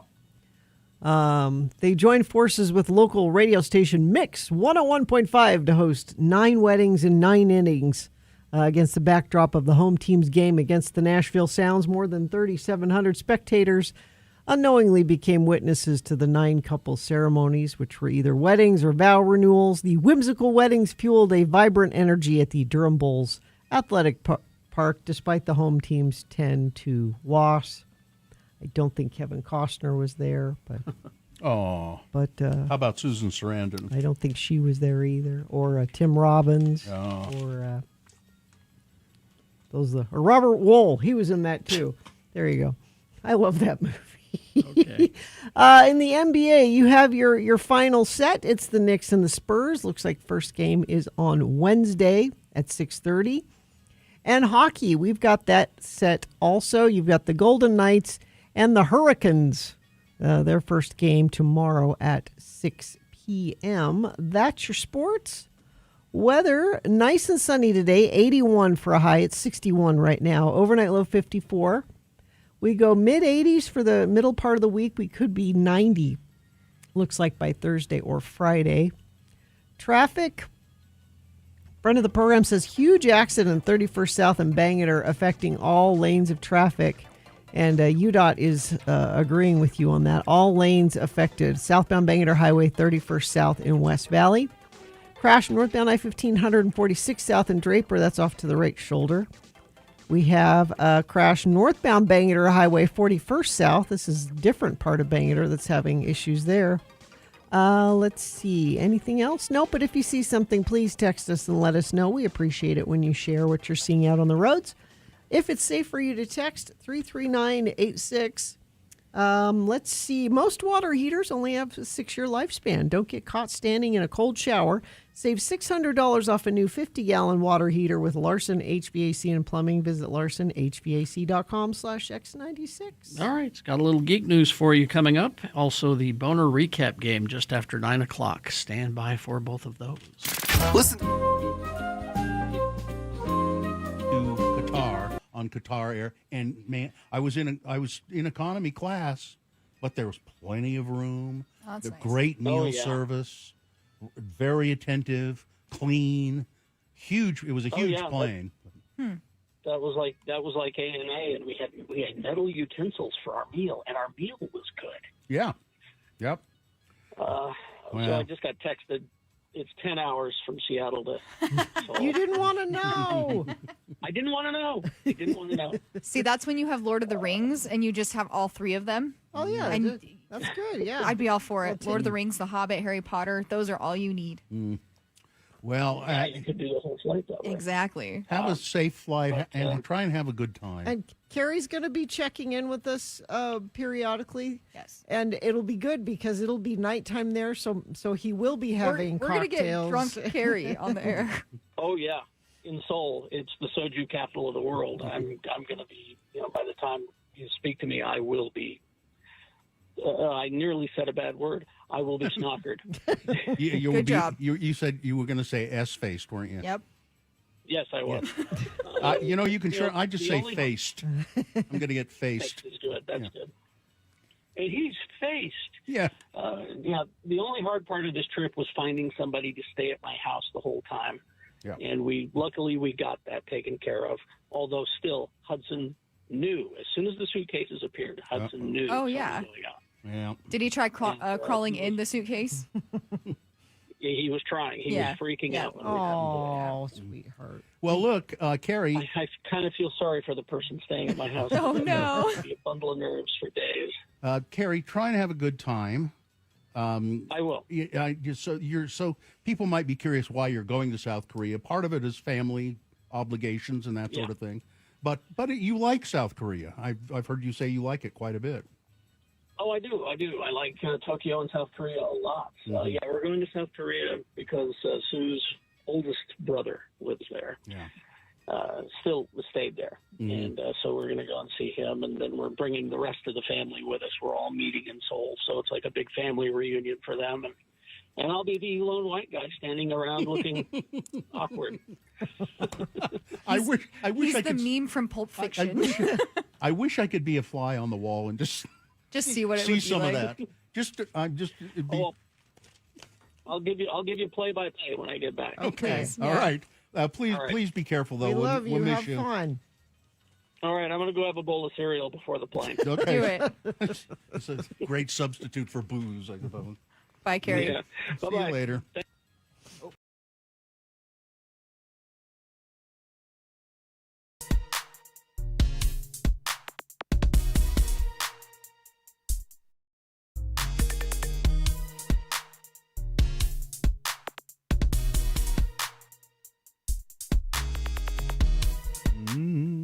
Cabin Fever? Is that what you're looking for? Is that sponsored? Cabin Fever, locally owned and operated since 1982, located in the heart of Trolley Square. It's Cabin Fever, so much more than a card store. You know, I've heard that. Very cool place. They are so much more than a card store. All right. I got a couple of trailers for you to watch today while you're at work because you don't work at work. No, why would I? The first one is a mainstream kind of a thing, and the second one is something you've never heard of. All right? So we'll start with, and Gina was asking about this, House of the Dragon. Yes. We got our trailer released. This is the final trailer. And it looks like suffering for all. Turbulent times. And lots of dragons. Yay! At least 4 of them there. Rhaenyra is coming. You are no longer safe here. So it's June 21st is when it's okay. Their defeat is written. We'll secure the city. Without further bloodshed. Well, the third season opens with a scene of battlefield carnage. So I don't know about that. But her subjects do not feel safe. And Nor according, should they. and according to this trailer, that's what you're going to get this whole season. I see you have been merciful. But the crown is a weight that crushes. At least a half a dozen more moments that show both large scale and close up just brutality. Little by little. You know, when they're not scheming, they're beating people up, you know, basically. They're all horrible We are people. They are. exposing her as weak and unsuited to rule. Now, this one's a lot different than the one that they released in April. Have been allowed Because to that, muster their that strength. focused more on aiming to strip power from Rhaena. Is that how you say her name? We raise our own throne. But this one is, if you want some old school battle footage, boy, this is the trailer to watch. Ships burning and people getting run through and beheadings and catapults and We've come so far, you name it. and yet you still don't know who you are. Carnage. Yeah, lots of it. It's a happy-go-lucky show. You have not betrayed your queen. Bring Aegon, the usurper, to me. Yep. Plenty of dragon action, if that's what you're looking for. I am, actually, in season 3, and I think there's one more season of this, and then I think they're calling it quits. Now, the next trailer is it's a movie for Netflix. It's called I Am Frankelda. I have not heard of it. I am Frankelda. You've not heard of this. It's going to be June 12th on Netflix because this is a stop-motion animated film Okay. written and directed by Arturo and Roy Ambrose, who are protégés of Guillermo del Toro. Okay. They have been working on this for many, many years, since they were like kids. What I really want is to be a writer. She's a little crazy, don't you think, buddy? And it's that old school style stop motion. It's very Rankin Bass kind of Christmas special-y kind of look. The nightmares you write no longer frighten humans. Without new nightmares, our realm will die. I want to bring in another writer, a human. That's blasphemy! That's nonsense! There can't be two Royal Nightmare Makers! I need you to help me. Let me show you my kingdom. How do we get there? So a writer who lives in a place where both existence and terror have their own world, stuck in between those worlds, Frankelda must face her own nightmares to make sure that both continue to exist. Our existence depends on the fear humans have of us. It's a little complicated, but we're in danger of disappearing. And how can I help you? I wanted to ask if you'd like to be the Royal Nightmare Maker. You mean staying here? Never have I been so grievously affronted! Okay. Your lover betrayed you because and he these all these creatures are just God. They're just there's I one mean, the that's picture that you have there at x96.com/live. yeah. You say it's stop motion? It's all stop motion. Yeah. So go and watch this trailer. It's really Come with me, Francis. it's really something. I am Frankelda. So there you go. So That'll if you be like Guillermo del Toro, it's... yeah, exactly. June 12th on Netflix. Now the next story here. This is another show me what you got kind of a situation. Alfred Hitchcock's The Birds, right? Yeah. Great movie. Yeah. Right? You know, when it came out, it was considered a failure. Yeah. But then after some re-examination, everybody went, no, this is actually quite good. Now, this is according to Deadline. They're going to make a limited TV series of The Birds. All right. Described as a visceral present-day reimagining of the film. Well, with the technology now, that they can do all kinds of stuff that they couldn't back then. Yeah. Sarah Snook is going to star in this. Shiv? Yeah, she will play Myra Massey, a traveling magistrate returning to her isolated Alaskan hometown. It's there she finds her childhood friend dead and sets out to uncover what happened, occasionally impeded by bird attacks for no reason. You know. So you're getting a sort of a remake of The Birds in a 10-episode series, I want to say. 8 or 10 episode limited series. I'm not against it. Yeah, like I said, we'll see. We'll see. What about Kingdom of the Spiders? Are they going to redo that? I hope not. I'd watch that. And finally, this tragedy to geeks everywhere. Marsha Lucas, who was the ex-husband of George Lucas. Ex-wife. Ex-wife, excuse me. Lucas died Wednesday in Rancho Mirage, California, from cancer. Now, she is really, I would say, at least 50% responsible for making Star Wars a hit. Why? I don't know anything about her. She's an editor. Oh. She's a California native, started her editing via Motion Picture Editors Guild apprenticeship program, and eventually became an assistant to female film editor Verna Fields, who is one of the big names in editing, Jaws, Paper Moon. It was while working with Fields that she met her husband, George, then a student at the film school at the University of Southern California. He was also hired to be assistant to Fields. With Fields, she edited American Graffiti, also assistant editor on his directorial debut, THX 1138. But she's the one who said, no, George, this ending is all wrong. Let me get in there and fix that. So how was it different? Much longer. You know, George wanted everything in there. Yeah. You know, he shot it all. And he says, she said, you're too close to it. Leave it to me. Let me re-edit it. So she's the one who edited the finals, you know, the Death Star trench and all that sequence. She also was the one who said, you know what? Vader ought to kill Obi-Wan. George wasn't too sure about He that. felt like it was going too far? Yeah. But she talked him into it. And, so she says, I thought it made the threat of Vader greater. Yeah. That tied in with the Force and the fact that he could use the dark side, all of that. She then went on to edit another Star Wars movie, Return of the Jedi, released in 1983. She and George divorced. On Return of the Jedi, George said that his wife was for the dying and crying or the emotional scenes. Return of the Jedi is the final film where Lucas, who later married and divorced artist Tom Rodriguez, is credited as an editor. But Marsha Lucas responsible for a lot of important stuff.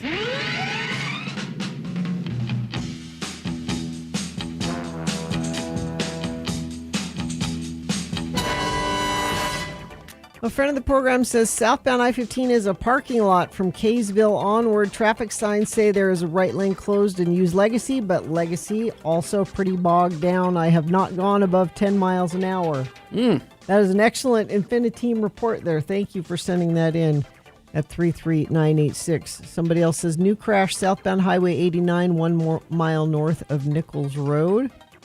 Huge accident 31st South Bangor affecting all lanes of traffic. Let's see. Southbound I-15 Farmington is jacked. Ha ha. Stop and go traffic. Yes. All Infiniteam members reporting. Thank you for doing that. Keep us informed of what you're seeing out there if it's safe for you to text.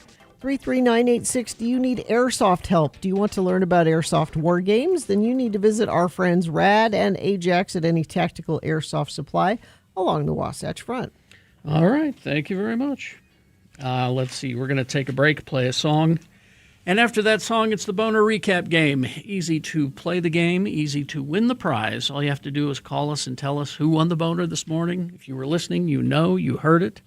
If you weren't listening, go ahead and cheat because the one that we thought would win did not win. So go ahead and cheat. Go to x96.com, look for the box that says Boners June 1, 2026. Click on there. The answer will be revealed. What is our prize today? Tickets to Thanksgiving Point Imaginaria. Experience Imaginaria this summer at Thanksgiving Point. The 50-acre Ashton Gardens comes alive with immersive play zones, hands-on discovery, interactive creativity, and larger-than-life artistic installations. All right. Thank you very much. You're going to get those tickets. 877-602-9696. Just call and play the Boner Recap Game, and you will get those tickets. All right. Zero res. June, well, that's when summer really kicks into gear. We're on June 1st right now. Kids are out of school or will be. This is, for most people, they're out already, but maybe this is your last week. I'd call this week and get zero res out cleaning your home. Kids are home. People are traveling, hosting friends, family, constantly tracking in dirt, water, everything else that comes with summer fun. Before the season gets too hectic, give your home a fresh start with zero res carpet and air duct cleaning. The deal they have going on right now is get 3 rooms of carpet clean for just $129 plus. Get 20% off air duct cleanings because you know those ACs are going to be put to work this summer. That air you breathe, you want it to be as clean as possible. So give them a call. You can call them at 866-0RES. You can go online at zerores.com to schedule your appointment today. Have them come in and use their patented technology. Get your carpets cleaned the right way without the use of sticky soaps or harsh chemicals. And it's safe for kids and pets. Give them a call. Like I said, 866-0RES or go online at zerores.com to schedule your appointment today. Spelled the same forwards or backwards, Zero Res is the right way to clean. Vaxildan, our radio pup, finally has a sponsor. It's Zero Res, and this time of year brings a lot of dirt and things through your house, damaging your carpets. Vax says book your carpet cleaning appointment today. Not only do you get the 4th room free, but your animals will thank you with extra love. Go to zerores.com today. Here you go. Listen to this. What is it? This will help you. What? Here we go. It's the cat eating the red pepper. Yep. Red bell pepper. Sounds like a Wolverine. He loves that. It's cooked. It's cooked somehow. It's softened up. But it's a whole red bell pepper. I knew a cat once that liked canned diced beets. Really? Yeah. I've never known or owned an animal, cat or dog, I mean, that eats vegetables in any way. Because I saw a video that was also satisfying sound. It was 2 dachshunds, and they were wearing some kind of costume, and they were lying on their back, and they had stalks of celery. And they were they were loving the stalks of celery, and I've seen a dog eat an apple. So we've got about 16 deer up at the farm that have just decided that they're going to winter there In the Ogden Valley. Yes, and they're eating the trees, which is a problem. But shoot them. But my husband was cleaning out the fridge, and we had some old broccoli in there, and he was like, "Oh, I'll Maybe toss this out to the hungry deer. Surely they'll." The broccoli is still sitting. They didn't. You should probably check and see if the broccoli is harmful to them, because sometimes animals will eat things that, thought- like deer will eat. There's a plant. They'll come down and eat people's shrubs, and it'll kill them. Now I should specify. I'm talking standalone fruits or vegetables, because we made our dog food for a long time, and it was a combination of a lot of stuff like rice, and then we'd throw in the California frozen, the triple. It's the carrots and the broccoli and I can't remember which carrots one it is. and bell. It's the Trinity. The bell pepper, carrots, and we throw that in there with some chicken, and we mixed it all together. We made and that's when they would eat it. But I'm talking a standalone, like this cat eating. Hand them a pepper. It's like, here you go, kitty. Here's a stalk of celery or a carrot. And you're talking about specifically carnivores. Yeah. You're not going to be surprised to see a deer eat a bell pepper. Sure. No, I would expect it. That's why I'm getting this broccoli thing Deer about the wouldn't deer. eat the It surprises broccoli. me. Like it's winter, you're starving. Katie says our dog Vax, who is in there right now, loves carrots, cucumbers, fruits. Katie, we need a video of Vax eating a carrot or something like It that. gives him the runs. Broccoli, carrots, cauliflower, the California frozen vegetable bag. Yeah. Oh. I thought you meant the New Orleans Trinity Mirepoix. No. But this video, Carrie, this will be my my soothing. Isn't it video. soothing? Yeah, it's just. I mean, it's okay. It's not as good as the monkey breaking green beans, snapping green beans. No. But I'll take this one. And my wife thinks that it's because your broccoli smells like man that they're staying away from it. It's man broccoli, Bambi. Man broccoli. Just would think this winter has been so rough that anything green they would just eat I it. just and Googled, no. will deer eat broccoli? They won't. I have it evidence. says here, when food is scarce, deer will eat just about anything, including okra, hot peppers. Vegetables that deer seem to prefer include beans, lettuce, cabbage, and coal crops such as broccoli, cauliflower, and Brussels sprouts. The reason, Gina, they're not eating the broccoli is that the trees are handy. They're eating the trees. Yeah. Mm-hmm. That's convenient right now. Maybe they're tucking the broccoli away for. Well, you need to explain to them they need to eat it while it's fresh. Yeah. Because, it's man broccoli, Bambi. you let it sit out Bambi. there too much longer. All right, here we go. See this? There we go. Ah, Monkey snapping. It's the monkey snapping green beans. snapping green beans. Oh, I And didn't. he's helping make dinner. Yes. I didn't know maybe he's a slave monkey. No, it looks like he's got a nice house there and everything. Well, yeah, but he might be owned by people who put him to this slave labor. know. I think Maybe this- he doesn't want to be there. I think this is his house. Oh, he lives with the fireplace? Yeah. Yeah, okay. I think it's his place. He's He's a well-to-do monkey. Oh, yes. Well, look how nicely He's a well-to-do. Well, look at his coat. I mean, Yeah, that is a nice cup. he's groomed. He's doing good. And actually, just not having a monkey snapping peas, but snapping peas is a Snapping satisfying. beans. It can be, or yeah, beans. beans. Is a satisfying. It is experience. I find it the most tedious job in the world. No, because it's like, you get it right in the sweet spot, and there it but goes. no, I mean, but you have to snip the ends off. That's what I find tedious. Snipping them. Let's see. My dog's treats are carrots. He loves them. My dogs eat all sorts of veggies: carrots, spinach, peppers, zucchini. They'll eat almost anything. And see, my dogs, I guess they're picky.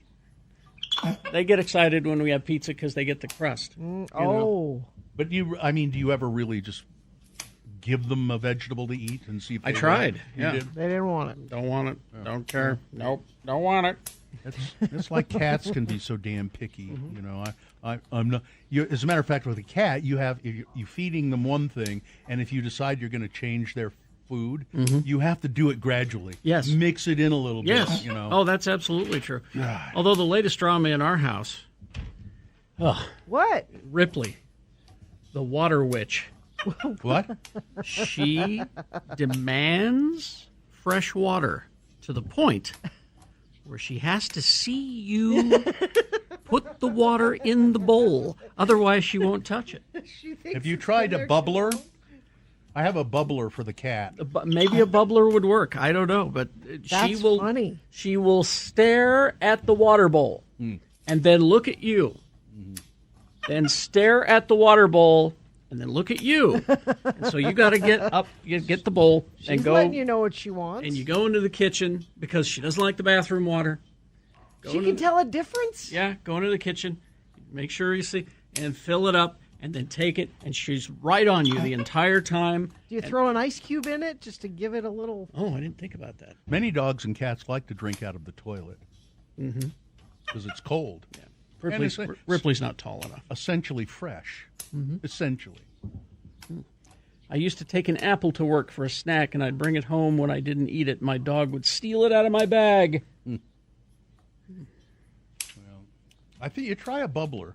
They're nice because you only have to pour a pitcher of water in them every day or so, every couple of days, and when they get low on water, they start to make a sound that sounds like you have a little running brook in your house. I worry that the next thing that'll happen is I'll have to be giving the dog Perrier water because it's bubbled.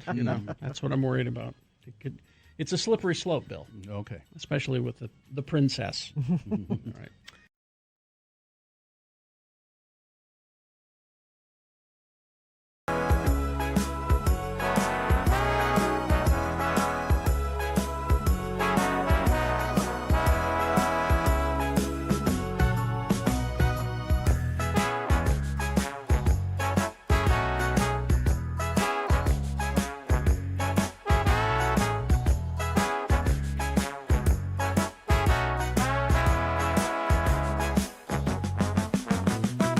We heard from Rip in Alpine, who's ranching in Alpine. He's in Alpine. Yeah, I don't. It's Alpine. It's Alpine. Okay. Yeah, Alpine. Ah, boy, I have one of those. It happens every once in a while. I can't get to sleep. I don't know why. Your busy head? No, not particularly. It's not like I'm, obsessing over something in my mind, or I just can't. I'm tired, but I just can't get to sleep. Get you some gummies. Why don't you get you? I know you get some gummies. On our Memorial Day weekend, I got gummies. I've got tincture. I tried a little tincture, and I woke up and my head was still fuzzy. And I just don't like the feeling of that. So. Yeah. So I am tired. I finally took I forget what some sort of a pill that we had in the house. I'm not sure what it was. You used to have a bowl on the nightstand. You just reach in and grab one of them. It's something like it's a mild melatonin. No, it's a mild. It's a prescription, a mild sedative. I'm hungry. I'm tired. And I finally went to sleep, but I probably only got about 2 or 3 hours of sleep. Well, that's no good. Can't stand it. And you won't nap. I might today. I am tired. My eyes are heavy, and I have to go out to Hoops and get my a shot in your eye. No, I don't get that at Hoops. I have to go get my cataract lens cleaned. Oh. You've had that done, right? I've had the cataract put in. I haven't had it cleaned. They pull it out and wipe it on their shirt and put it back. It doesn't happen to everybody, but I had it on my right eye. But you get a little like cloudiness, and there's a protein, some sort of protein, just grows on that artificial lens they put in there. Yeah, and you clean it off with using another laser. It takes about 25 seconds. And you clean it off, and then it never comes back. Oh, so but my left eye, I've been having trouble with that, so I need to get that cleaned today. So no nap. Are we supposed to be doing something else here besides just? Oh wait. That. It's a boner recap. Okay. Well, is there somebody there? Is she still there, Christina? Christina, are you there? I'm here. Okay. How'd you sleep last night, Christina? You slept great. Well, good. You always sleep great? Yeah. Most of the time. So you don't have a guilty conscience about anything then, huh? Apparently not. Yeah. You just say, well, what's done is done, and I'm going to snooze now. Pretty much, yeah. Well, that's good. I am tired. So, Christina, you are going to win a prize here, I think. If you can tell me which one of these three candidates was the boner of the day today, you'll win a prize, which is I'm what, feeling- Gina? Yeah, well, wait, Christina, what were you going to say? I was going to say I'm feeling pretty confident. Okay, good. What's she going to win, Gina? Experience Imaginaria this summer at Thanksgiving Point. The 50-acre Ashton Gardens comes alive with immersive play zones, hands-on discovery, interactive creativity, and larger-than-life installations. Go to thanksgivingpoint.org for more information. And it's called Imaginaria? Yeah. Huh. All right. Christina, are you ready to try this? I'm ready. All right. I'll read the three candidates. You tell me the winner, and you're so confident. Well, let's see if you really know. See if you really do know. Boner candidate number one.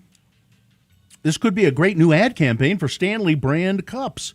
A woman was arrested. She's put on probation for stealing a coworker's Stanley cup, one of those $60 40-ounce insulated cups. She stole it from this after remarking, "Say, this cup would be great to hold my breast milk." I mean, it really would. I can see why she thought that. Just go buy your own.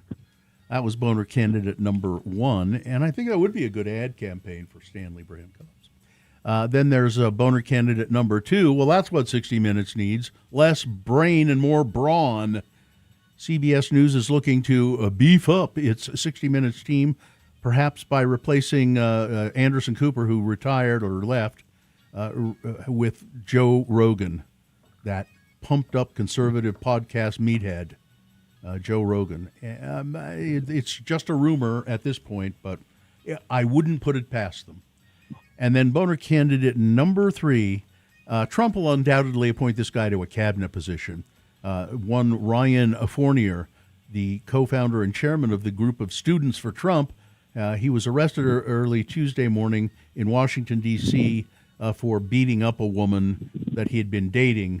He was apparently drunk, and he beat her up and threatened her life and threatened a bunch of other people.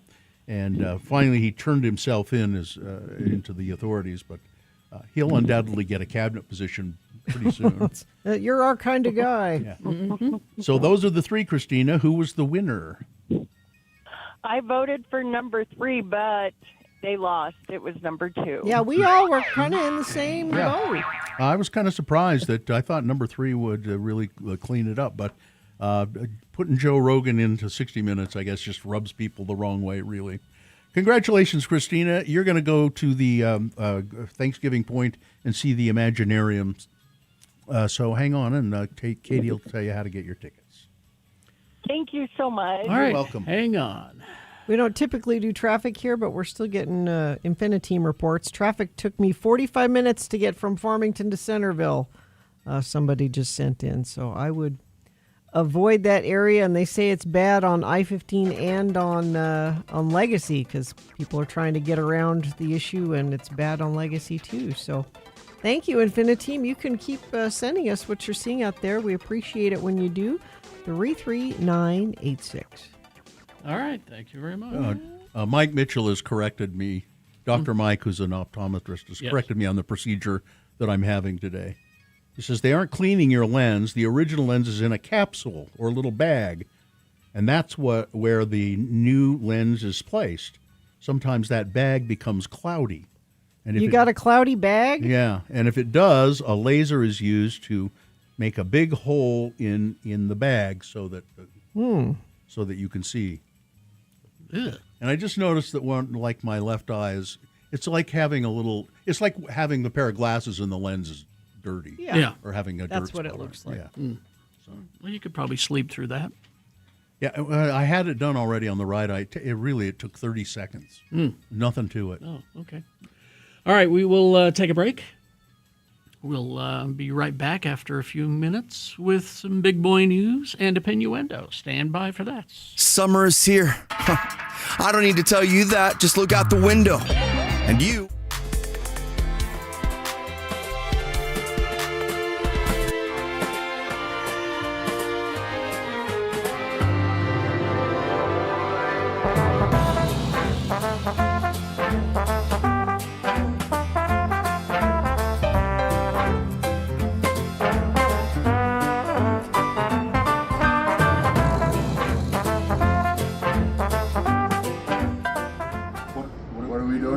exactly. Hi. We were cheersing, aren't we? I think we ought to cheer. Look at this guy. What finger guns? It's my thing. Oh, yeah. East Coast. How about we do this? What's Oh, that? Utes. Utes. How about we do that? How about Go X96, Radio from Hell? Because that's what we're here for. Have you heard of it? Here at the what do they call it? The Red Zone. The Ken Garf. Yes. Ken Garf Red right Zone. there. And we're awaiting our guests.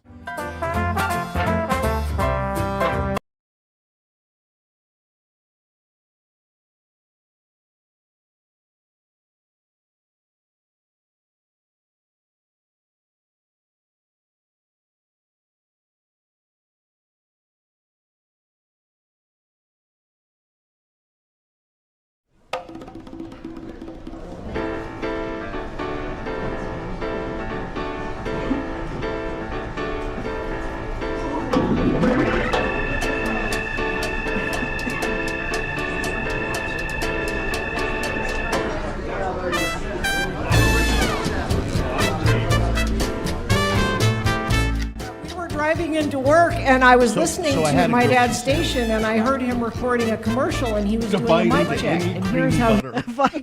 If I can be guaranteed an even distribution of melted butter on the toast. You're that's complaining about too many choices. She's complaining about. I just, the reason I brought it overwhelms me. It makes me feel inadequate. That's the problem. That's what it is. You're over. Yeah, because these are all delicious. Yeah, they look great, but I'm overwhelmed. Now what do? I'm just a humble grilled cheese sandwich. but Toss a look at- coin. You need fewer options, is what you're saying.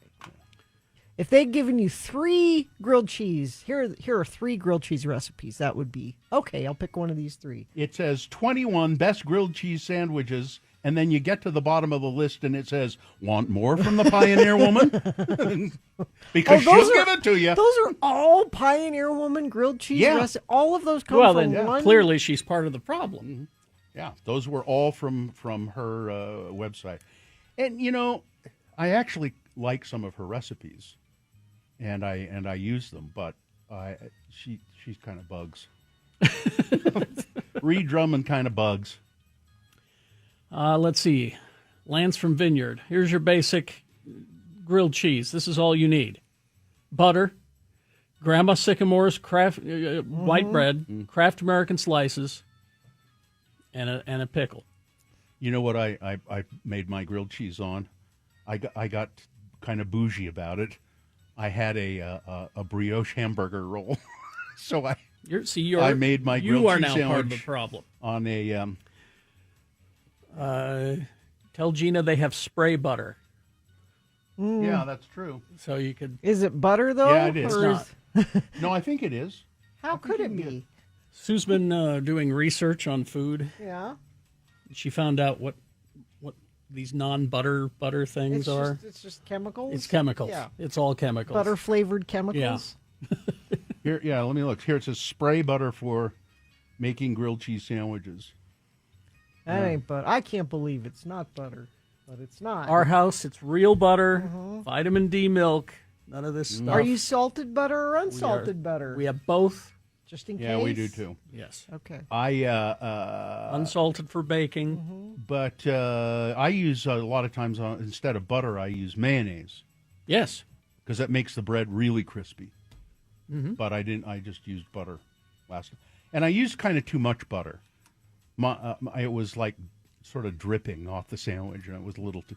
The words "too much butter" are not allowed in my house. I know. All It's- right? There's no such There's thing. no such thing as too much butter. The Philly cheesesteak grilled cheese sandwich? That's just a Philly cheesesteak then.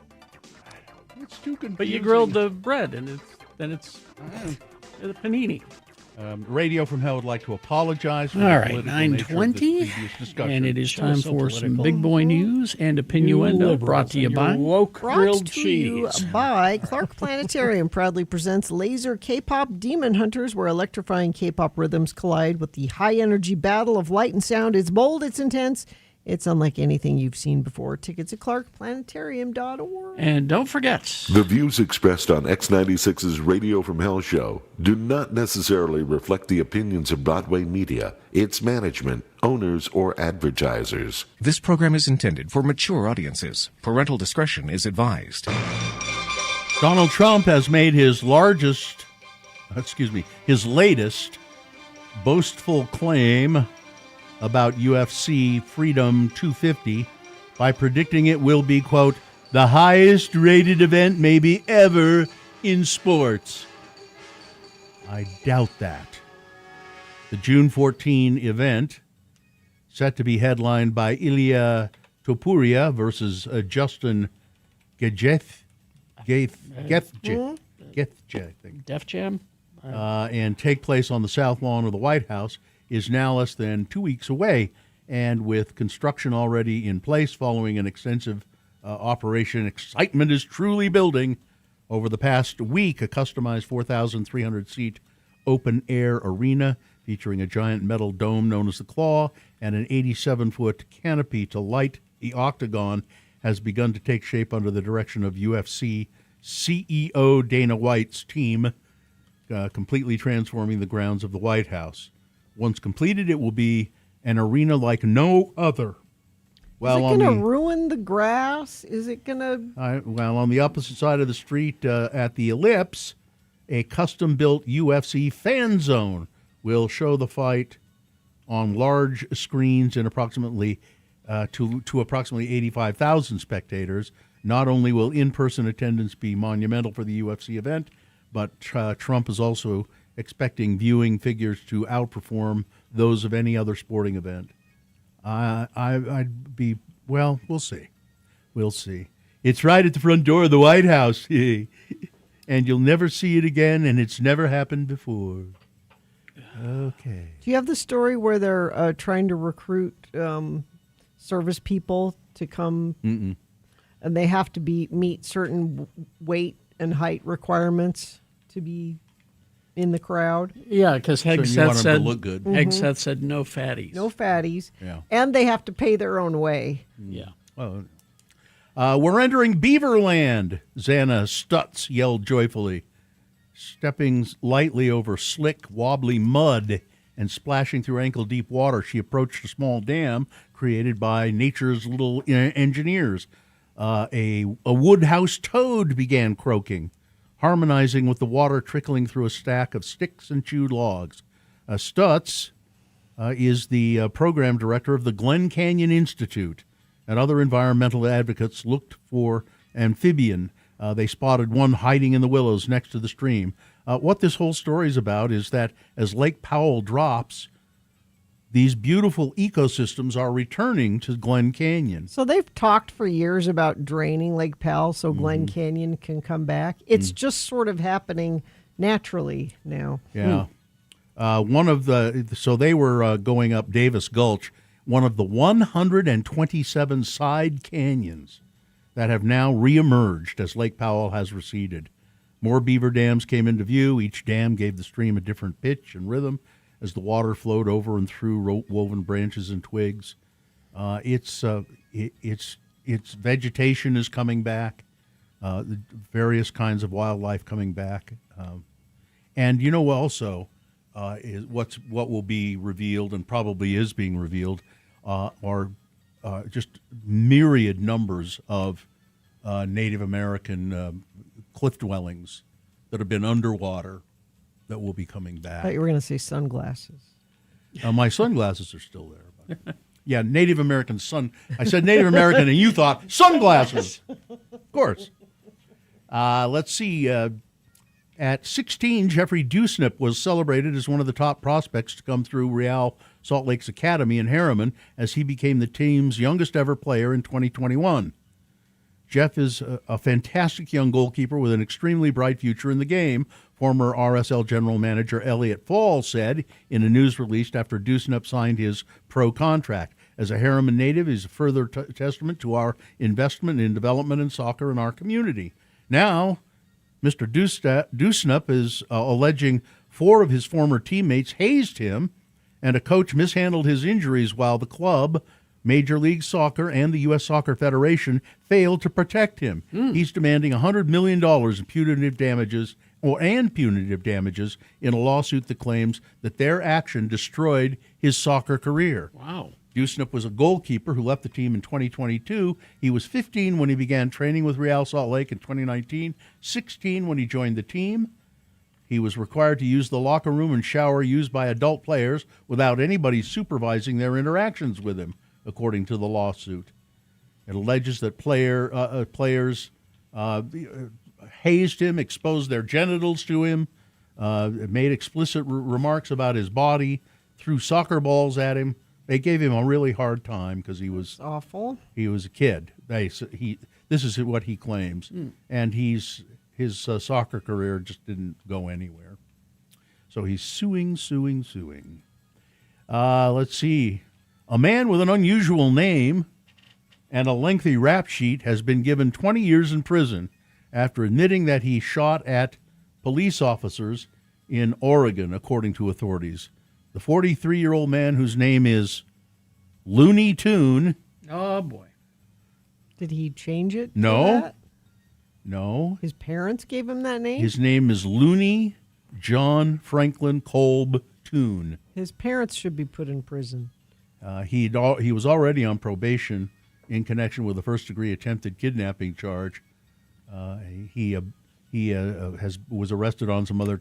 He'll be going to prison for 20 years. Looney Tune. Well, in the second week of release, the Star Wars movie, The Mandalorian and Grogu, got crushed by the movie Backrooms, that horror Chiwetel movie. Ejiofor. Yeah. A $10 million horror flick made by a 20-year-old kid, first-time director. It just did a phenomenal box office. And that Obsession movie did too. Finished in second place with a whopping $26.4 million. Total now $104 million based on a $1 million budget. Grogu, Mandalorian and Grogu, third, did $25 million. Let's see. Meantime, Power Ballad opened in only 10 theaters. Took in $170,000. Let's see, it's about. It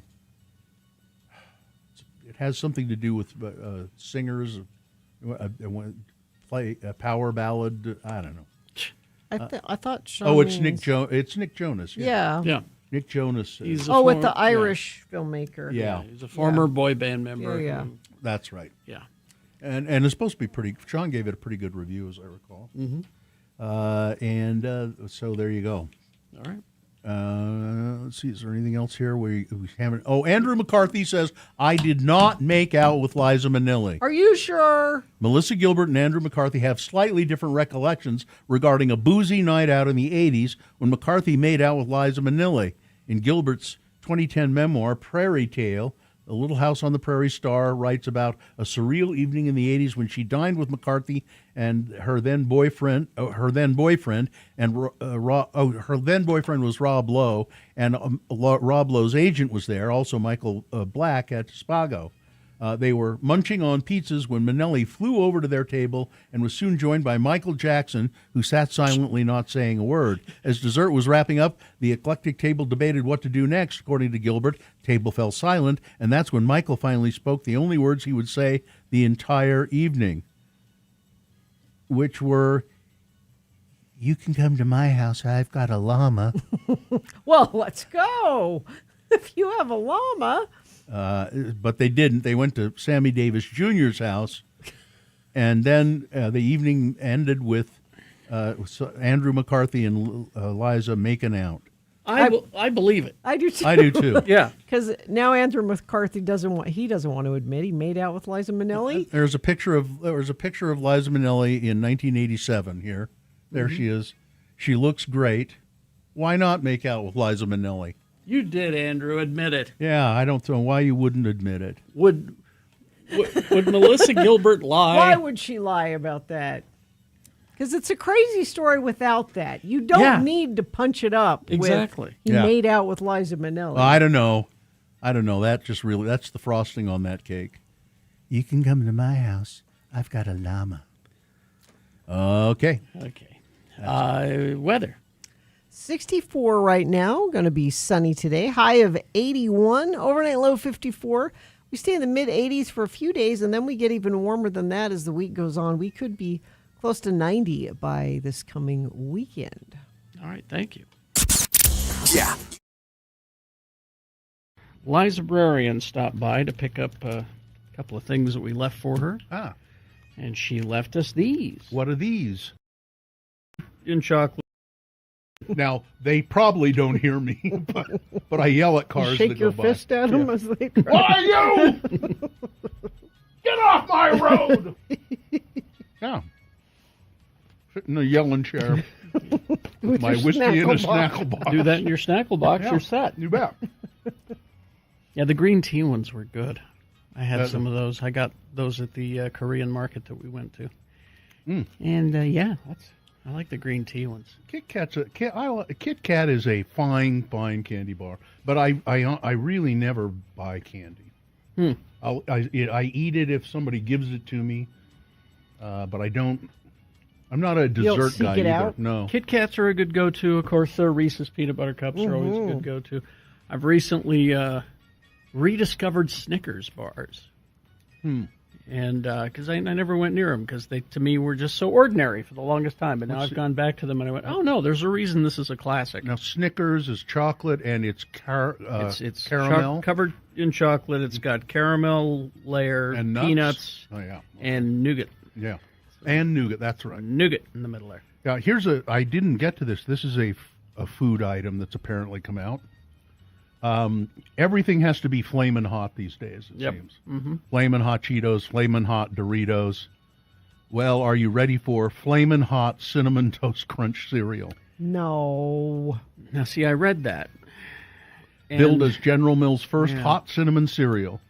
So it's not hot like cheesy hot. It's hot like cinnamon hot. It's cinnamon hot. Okay, maybe like a fireball, Cinnamon, like an atomic fireball.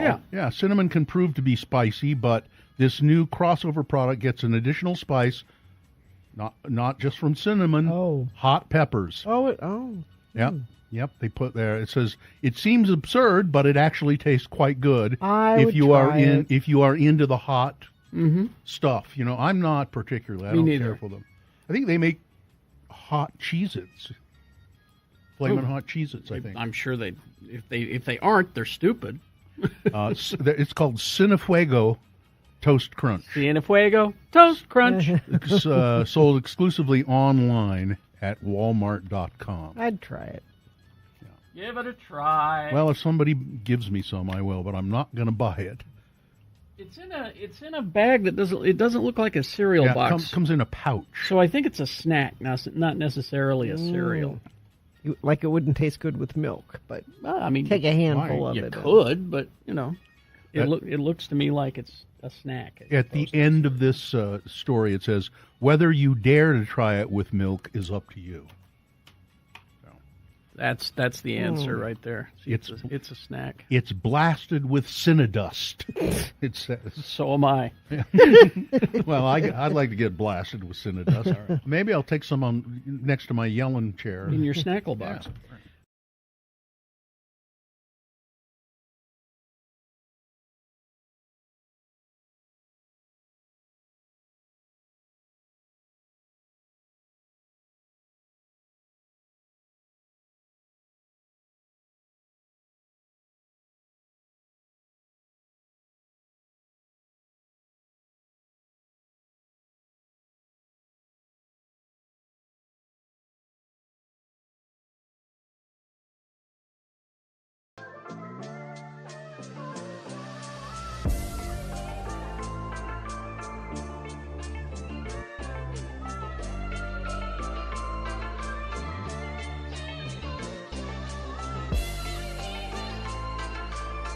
Tammy won, and Anthony won.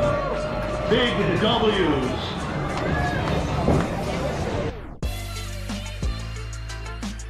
All right, farmers market. Strange woman has walked into our studio here. She claims to know something about farmers. or farmers markets. I've heard of them. This is Carly Gillespie. That's who this is. Oh, the director of the Downtown Farmers Market. Yes, sir. So what do you know about farming and farmers markets? Oh, God. Be a farmer. Did you really? Yeah, I did. I farmed in Glendale and was a vendor at the farmers market before I became the director. And we're getting ready to start on Saturday. Big time. The Downtown Farmers Market at Pioneer Park. How many years is it? This is our 35th anniversary. Man. And it's just... and now tell me about this beer garden thing that Level Crossing is doing, too. Let's get to the important Bill stuff. went straight to that. So we've been working with Level Crossing. This will be our third season with them.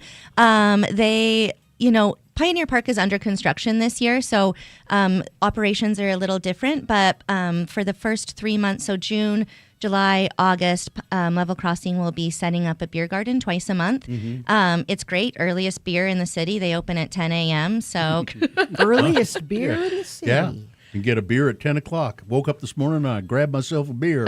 At the farmer's market. The future's uncertain and the end is always near.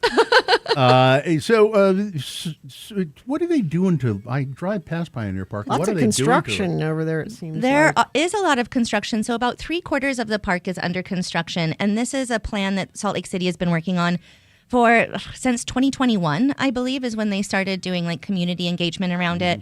They are doing some much needed upgrades. So they're installing a new playground. They're putting in a pavilion. They're bringing restrooms back. Woo! A fresh dog park, pickleball, of course. You cannot have a park in the city without pickleball, basketball, and just a bunch of other improvements. So, But it's good to have you on because people might think, I wonder if they're going to do the farmer's market with all the construction going on. we have had some questions Yeah. for sure. But yeah, so we will be back in Pioneer Park. Like I said, our operations will be different. Most of the market will be concentrated on the south end of the park where there's not construction and on the big athletic field in the center of the park. And then we will be closing 400 West just on the east side of the island. So the northbound traffic lanes will be closed and we'll have vendors there as well. On the street. It was really important for us not to decrease the amount of vendors we had or leave anybody out. And so we've kind of had to pivot a little and we're able to fit everyone in. So we're so excited to get started. Tell me what you know about garlic scapes. It sounds wonderful. What do you want to know? Well, what are they? So garlic scapes are actually the flower of garlic. So garlic is planted in July. Garlic is planted in October. Around June, the garlic scapes come up. They only come up on hardneck garlic.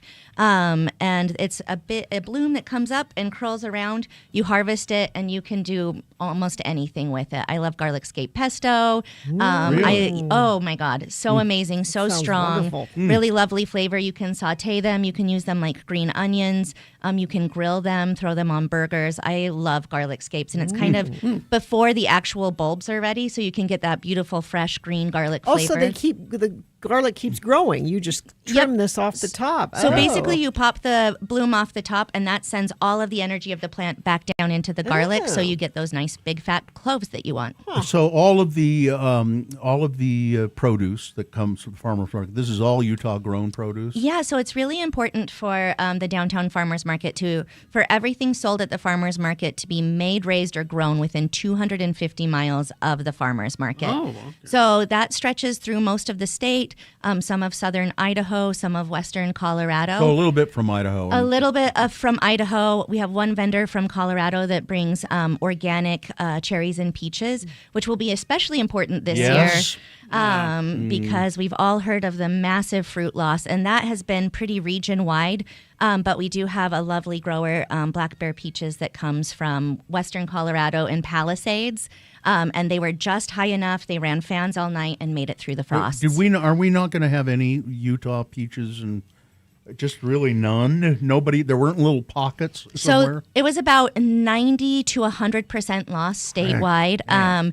I have a farmer, Jordan Riley, who owns Grammy's fruit. He said that he thinks he might get 100 cases out of the 20,000 he normally would have. So it's a truly devastating loss, and I think just a great reminder of like how fragile our food system is and how important our farmers are, because they will still have to work this summer, right? Yeah. They'll be out there mowing, they'll be still weeding, all of those things, irrigating, and just zero income from all of that work. Carly Gillespie is the director of the Downtown Farmers Market here in Salt Lake at Pioneer Park, which starts this Saturday. This Saturday. And vendors also, not just produce, but all kinds of vendors. Talk about some of that. Yeah, so we have, of course, all of our produce, but we also have prepared and packaged food. So some of your favorite local vendors like Salsa del Diablo coming to sell their salsa. We'll have a lot of prepared food. We have some really exciting new prepared food. We have a company called Fancy Burger that will be coming doing these insane smash burgers. Some of the best burgers that Really? I've had, yeah. Mm-hmm. We have a new Thai group coming to do some like unusual dishes, not just your basic curry. Kin Cow will be there this summer, so we're excited about all of that too. And then we have a wonderful art and craft market, so we have over 100 art and craft vendors that come throughout the season. Again, all of these products are made locally, and you're supporting local entrepreneurs every time you're shopping at the market. And this goes every Saturday and Sunday? Every Saturday, June through October. Just Saturday. Mhm. Just Saturday. It's the Downtown Farmers Market. You can find... it says here the garlic scapes go really fast. The garlic scapes will go fast. And cherries from Black Bear Peaches will be on at the first market, and they will go fast. So if you are interested in getting some great stone fruit that's local, come early. Everything at downtownslc.org. You can see all the vendors and all of that sort of stuff that's available. Yep.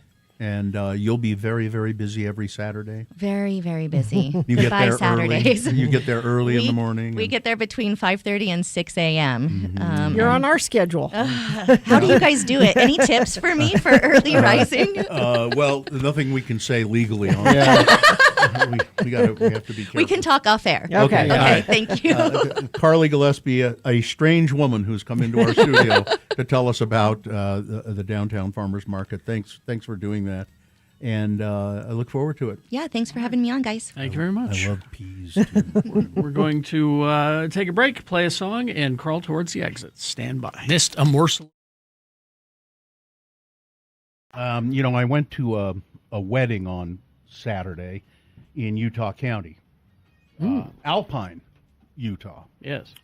And I was looking for something to do while I was down there. I thought my wife and I thought we'd just, go to a restaurant or something. And for the wedding, first of all, it was the most traditional wedding. I didn't go to the wedding, but we were there right after the reception, and it was just the most traditional thing I'd seen in a long time. The cutting of the cake and got to smash a piece of cake. Yeah, they do the dance and they did this one thing. They do a dance where the bride dances around and they put money on her dress. All of this stuff. Just everything about a wedding that's sort of you think of as a cliche about weddings. They did, and I don't mean that negatively. Through the It's just- bouquet? Yep, all of that. So and it was nice to see we know the parents of the groom and hadn't seen them for a while, so it was nice to visit with them. So Jesse Parent is his son. Anyway, so I thought, I know what we'll do. We'll go on the Alpine Loop. Somebody had suggested we do that, and they were right. It was Take a drive. Yeah. Yeah, let me get you some driving. So you go up, American Fork Canyon for a while, and then there's a turn off to the Alpine Loop. And I thought, I know what we'll do. So we'll go all the way over and down into Sundance, and then we'll have something to eat at Sundance. Mm-hmm. And it was just stunningly beautiful. And I can imagine what it's like in the fall. People go up there, but somebody said in the fall it's beautiful, but there are just a line of cars all everyone's the time. doing it. Yeah. While we were there weren't a tremendous number of people there. And then we stopped at a place, it's kind of a little bit of a detour off the Alpine Loop called Cascade Falls, which is so incredibly beautiful and unusual. It's not like a big waterfall. Mm-hmm. It's water. It's like a series of rocks, and the water comes down and forms different pools. That sounds like a waterfall. Well, it's not like you think of a waterfall usually as like a big drop of water from a high place. No, this is several different. Yes, like different levels and stuff, and there's like a boardwalk you can go on, and just beautiful foliage and all kinds of different plants and fish in the pools, and really Did you nice. go eat? Then we went back, got on the Alpine Loop, and that again is just. It's a really narrow. It's 2 lanes, but very narrow. No divider line, no line markings or anything. And we dropped down into Sundance, and it was packed with people. There was a play going on, Cinderella. I think the Utah UVC. I think their theater department does plays up there in the summer. No spoilers. I don't want to know how that ends. Cinderella? Yeah. Well, I didn't go. We didn't go. Okay. But there were so with the one restaurant was just too full up. We couldn't. You didn't have reservations. No, but the white not the White Owl, the Owl Bar. Mm-hmm. They don't take reservations, and they have burgers and stuff. So that's where we ended up eating, and. We were sitting outside, but then, of course, there was a downpour, and we had to move inside, along with everybody else. But I'm looking around, and some of the people you could tell were from Utah, but the majority of them were not. How can you tell? I don't know, the way that. Well, first of all, we're in a bar, so, but I don't know. You can just sort of. Tell there's just a difference. I don't know, and I just kept thinking, where do all these people come from? Where do they all come from and converge on Sundance like this? It's just kind of amazing. And you can overhear some conversations about, oh, isn't this beautiful? We've never seen anything like this, and all of that stuff. And I just thought, what brings them? I was going to say the reason you knew they weren't from here is nobody came up to you and said they knew who you were. Yeah, that's true. That's how you know. That's true. They weren't from here. That's true. Nobody seemed to recognize me, so they were all from out of state. That and their "I ain't from around here" brand hats that they were wearing. No, if you overhear the conversation, then you can tell little bits and just what people are talking about and how they are. But there was a woman. So we go out. So we go outside on the outside patio at first. And sit down. It's open air and everything. And just, my God, somebody was wearing perfume that was like... If it's competing with the great outdoors, that's some strong That's a problem. Perfume. Yeah. Oh, my God, it was horrible. And it was... I finally figured out where it was, and it was like several tables away. So you don't want to sit downwind to that. No, or anywhere. And then when we all moved inside... It followed. You could still... I mean, it was almost enough to make you not want to eat. It's like, I don't want to compete with this odor this perfume while I eat a hamburger and drink a glass of wine. But I managed to choke it down. But it was a great. If you ever want to just do something really nice, and it's not a very long drive from American Fork Canyon over to Sundance and down into Provo Canyon. You could do it in less than an hour. We took more time but it's just beautiful. And whoever recommended doing that, thank you. It was excellent, an excellent day. Bill did something. I did. It's been a long time since my wife and I don't do anything anymore. We hang out. You guys had a date. Yeah. Isn't that nice? It was nice. It was exceptionally Did nice. you reconnect? Not so much. No. No, yes, of course. But we need some. I'd like to do a little more reconnecting. Sure. Because when you start reconnecting, it could be kind of fun. Wait a minute, I like this. Hey, I like this kind of connecting Wait a stuff. minute. We do. Hey, you know what? My wife is beautiful. How about that? I don't notice it when we're home all the time, but you go out and you notice it. Yeah. So anyway, but whoever suggested the Alpine Loop, thanks for doing that. I really appreciate it. It was great. Cascade Springs, not Falls. There's Cascade Springs and Falls. Yeah. Cascade Springs is, you see that right when you go on to the Alpine Loop. Mhm. To get to Cascade Falls, you have to leave the Alpine Loop and drive toward Heber for 6 or And 7 if you miles. keep going, you get to Radiator Springs. That's a different spring. That's a different. You don't want to go there. That's from a cartoon, Gina, Oh. so no. No? No.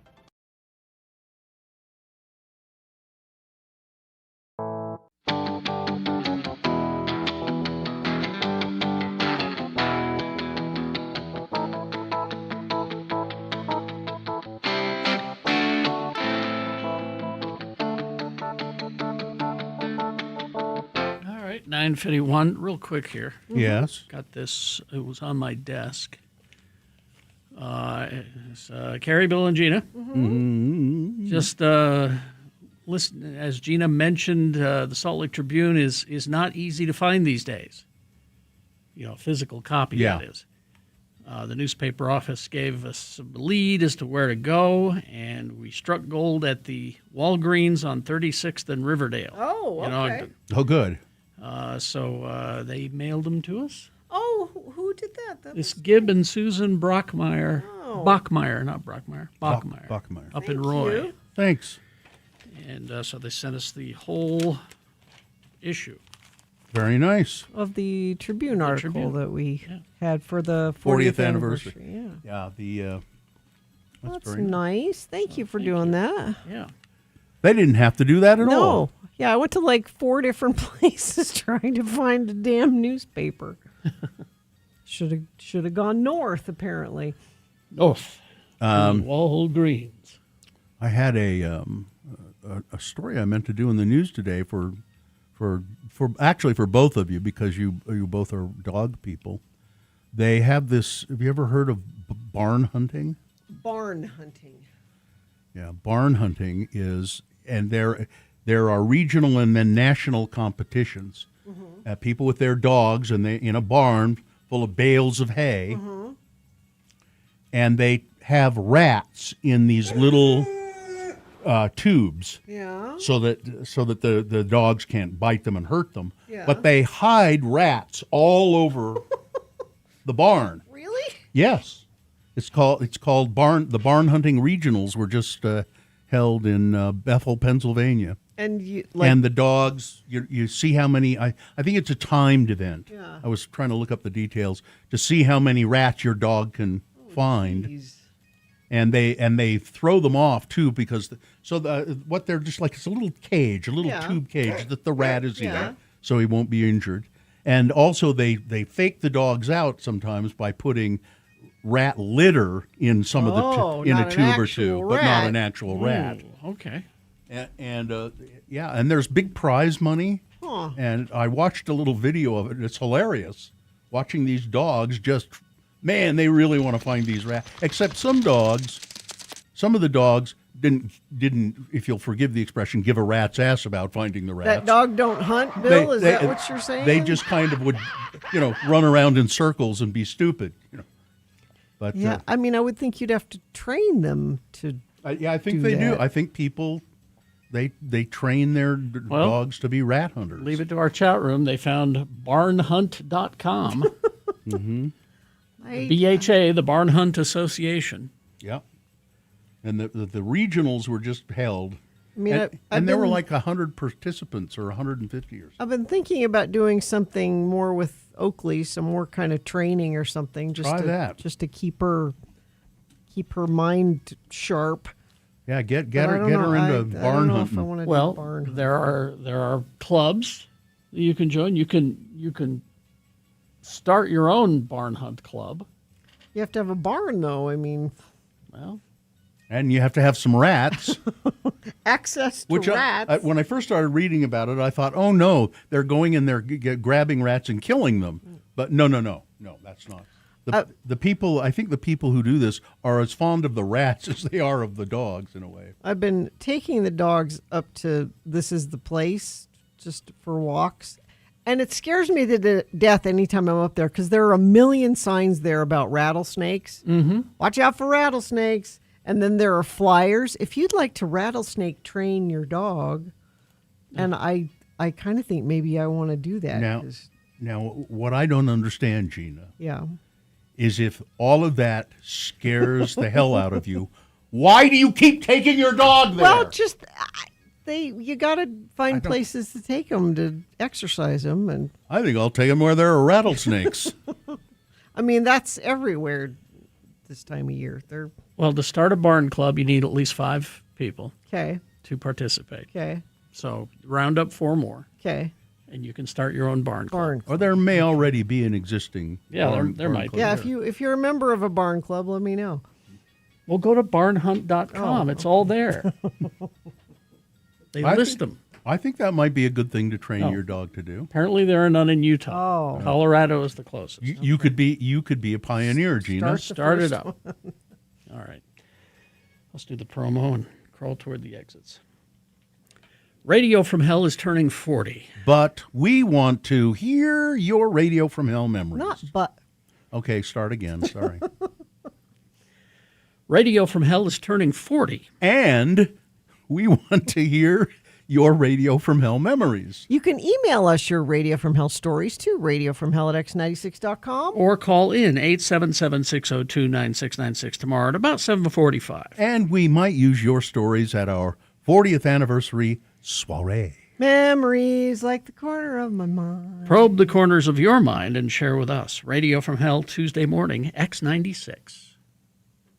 If your mind has corners, doesn't that sort of signify that your brain is square? Mm-hmm. Scattered pictures. All right. Fine job as always, Katie. Live long and prosper, bitches. Oh, don't you know who I am? Bill's got a cloudy bag. Ooh. Nick is next.